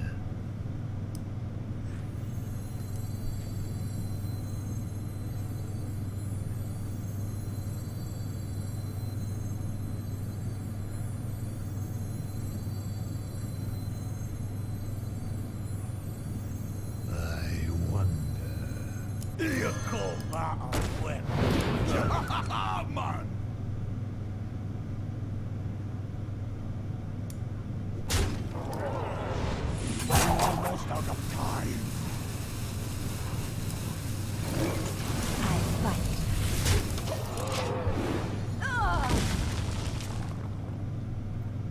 Just in case he clears the board.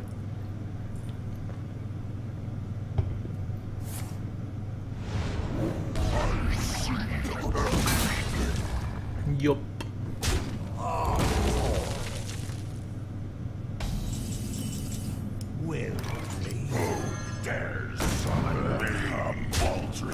Alright.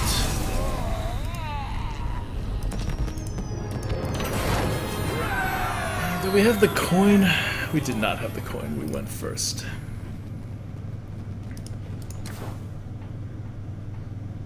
Yeah, Mal'Ganis would have sucked.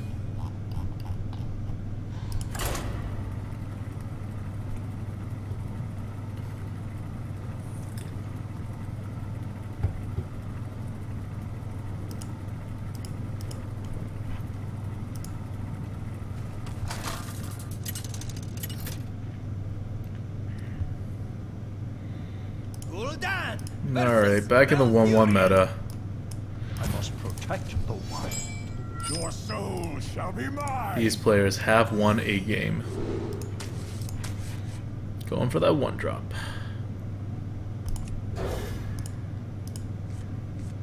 Failing at getting the 1-drop.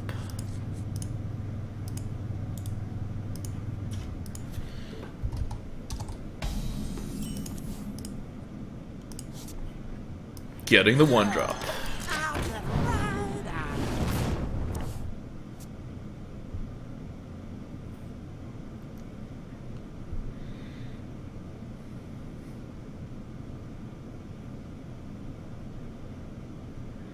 I wonder what I play next. Probably a Loot Hoarder. Maybe a Haunted Creeper.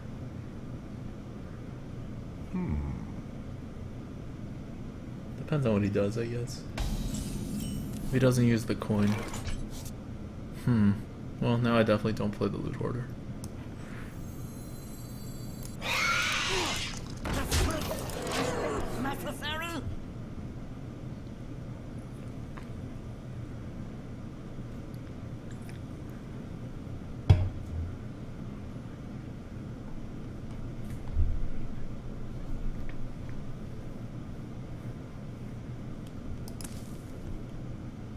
What are you doing with the coin?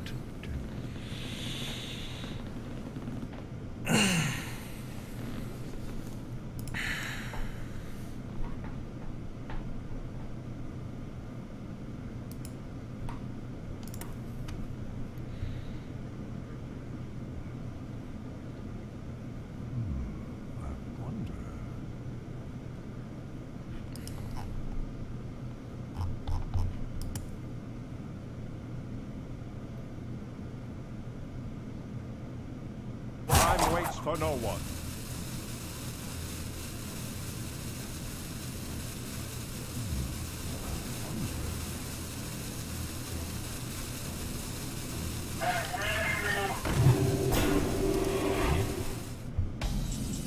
Wow. So this wolf is useless. Mind if I roll knee?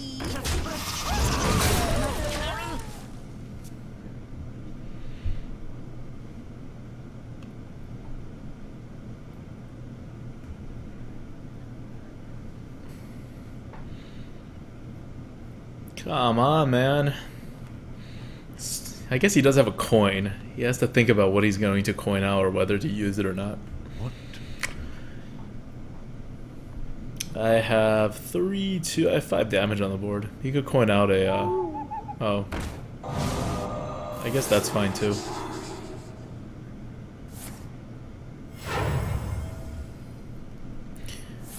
That is fine as well.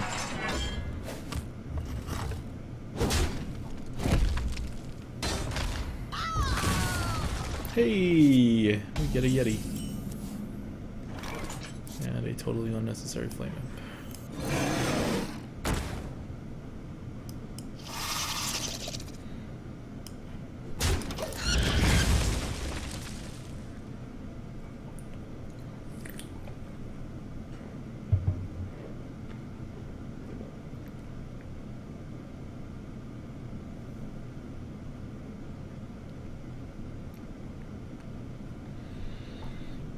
For the king! Oh, that's not gonna end well for him. Oh, it's really not gonna end well for him now.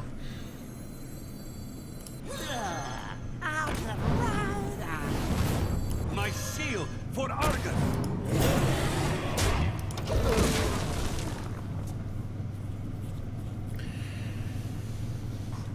Yeah. If you're a druid, you do not want to see this board.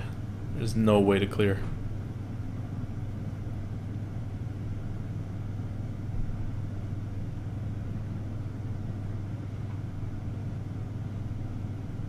What? And he doesn't even know I have an implosion. Bathe in flames.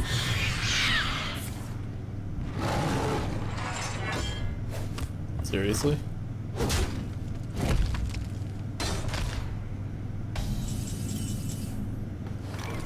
Alright. This is interesting.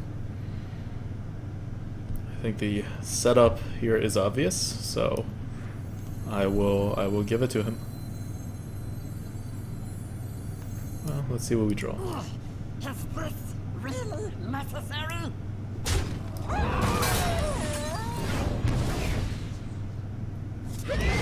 That's cool. To the breach!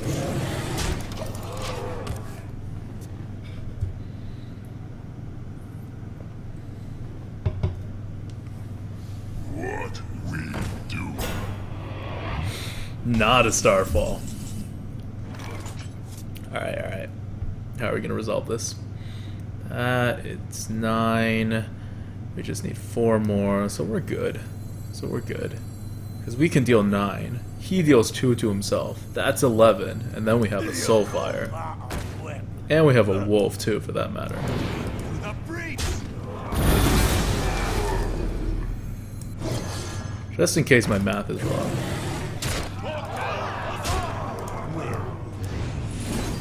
And I show him my last card.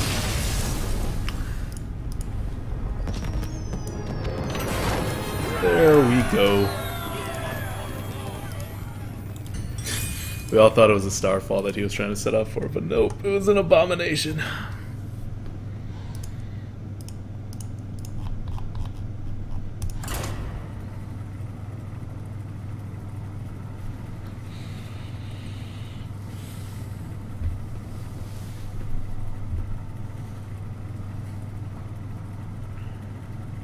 This deck, very all in. I can see why people wanted the Dancing Swords over the Cult Master.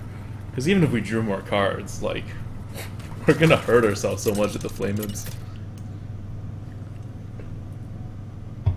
Gul'dan versus Uther! I will fight with honor.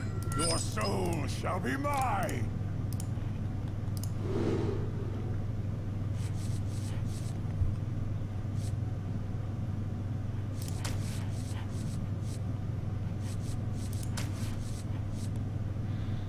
Let's do this. Wow. Did I keep a Soulfire? Nah, I got more 1-drops to fish. Mods, where are you? Update title.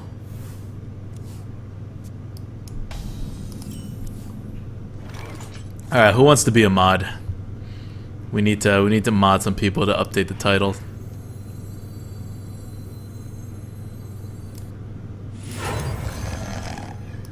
Job done.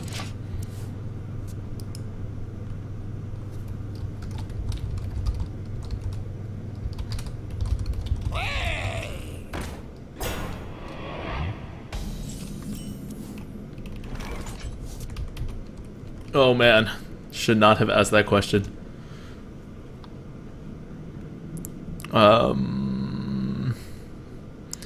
Wow. Okay, I guess he got me.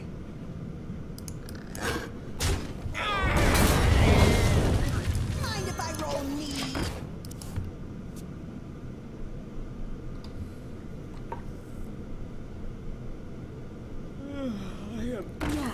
Yeah, JB. There's a bot that automatically updates the score on screen and title. That's awesome. I would be interested in checking that out.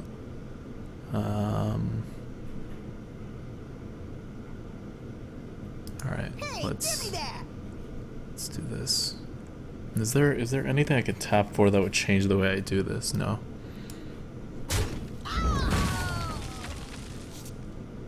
That's pretty good. Yeah.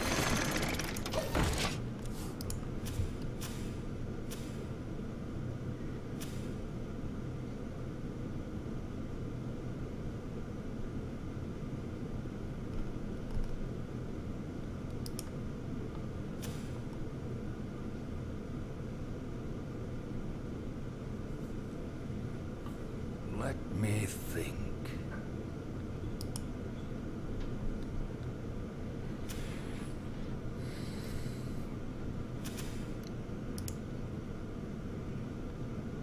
My eyes are open. What is happening? Oh, he healed it. That's not fair. That is not fair. Oh, what I'm going to do. You call that a weapon? There, heal that.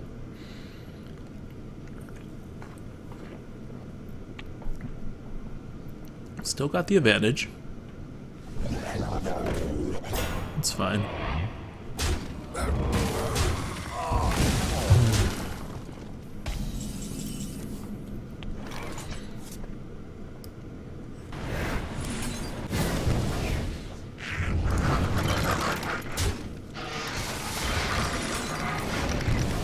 Job's done.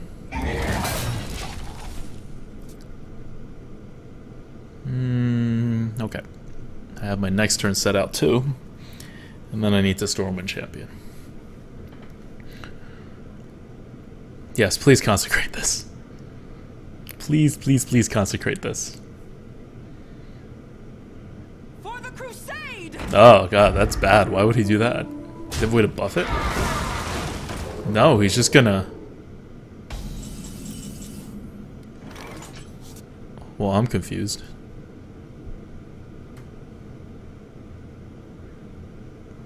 Do I take my 2 cards? I don't even think I want to take my 2 cards. I think I want a Yeti.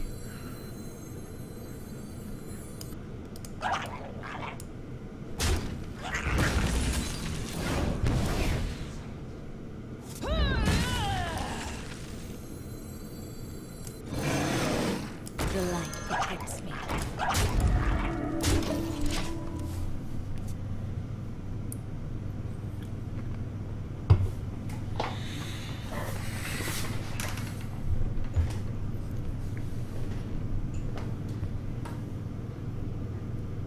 Oh, nice, JB. Yeah, definitely. Message me, JB, message me the... Oh, God. He does have a consecration. Wow, that's fine. At least I didn't play the Flame Imp. So yeah, message me a link to it, and I'll set it up for next time. Reporting for duty. Okay, now we got it. We could actually set up another consecration. I know he doesn't have 2 consecrations.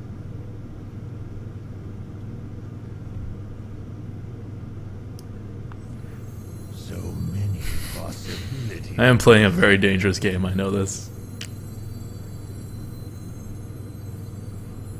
But I'm almost sure that he doesn't have another consecration. 5. So many possibilities. Okay, unnecessary. Unnecessary risk to take.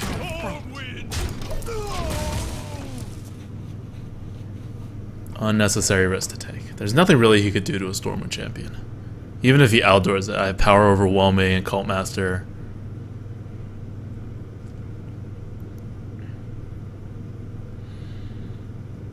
This is definitely the safer play. Oh no, is he gonna...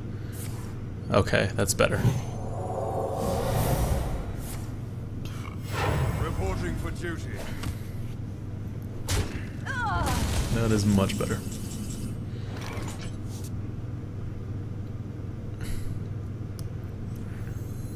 That would just power overwhelming the 1/6 to kill the 2/3, and then drop some stuff. I don't even have to, I can just drop a bunch of stuff. Should I just drop a bunch of stuff? I should just drop a bunch of stuff. You can't kill the 1/6. I don't know why I'm killing the 1/6. Yeah, that's not a good plan. I'm not gonna kill the 1/6.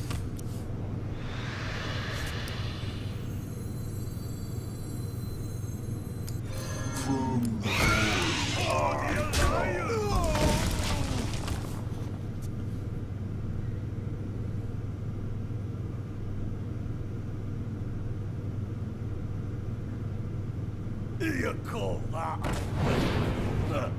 Magic detected.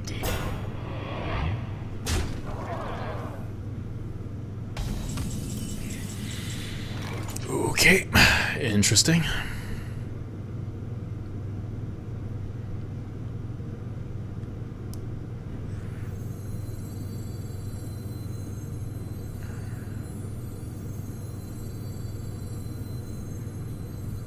So many possibilities. We must cleanse the Sunwell. To the void.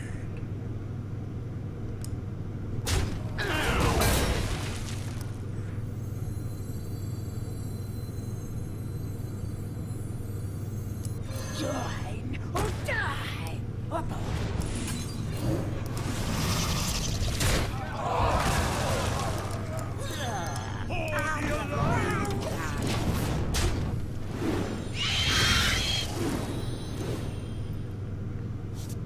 Man, I have a lot of flame imps. Don't consecrate me. One shot, one.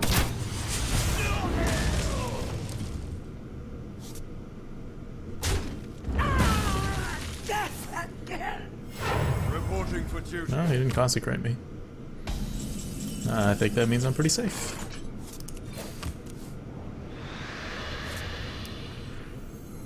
For the Lich King. To the void.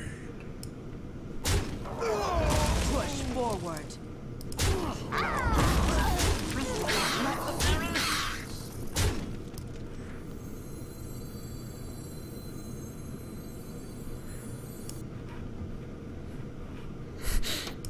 Let's not get ahead of ourselves.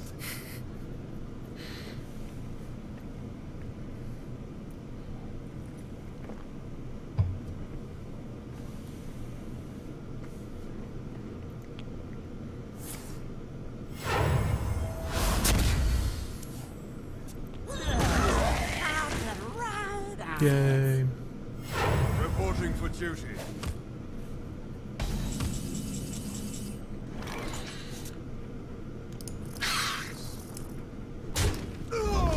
My shield for Argus. For Kel'Thuzor. Push forward. Oh, I missed lethal. No, I didn't. Whew.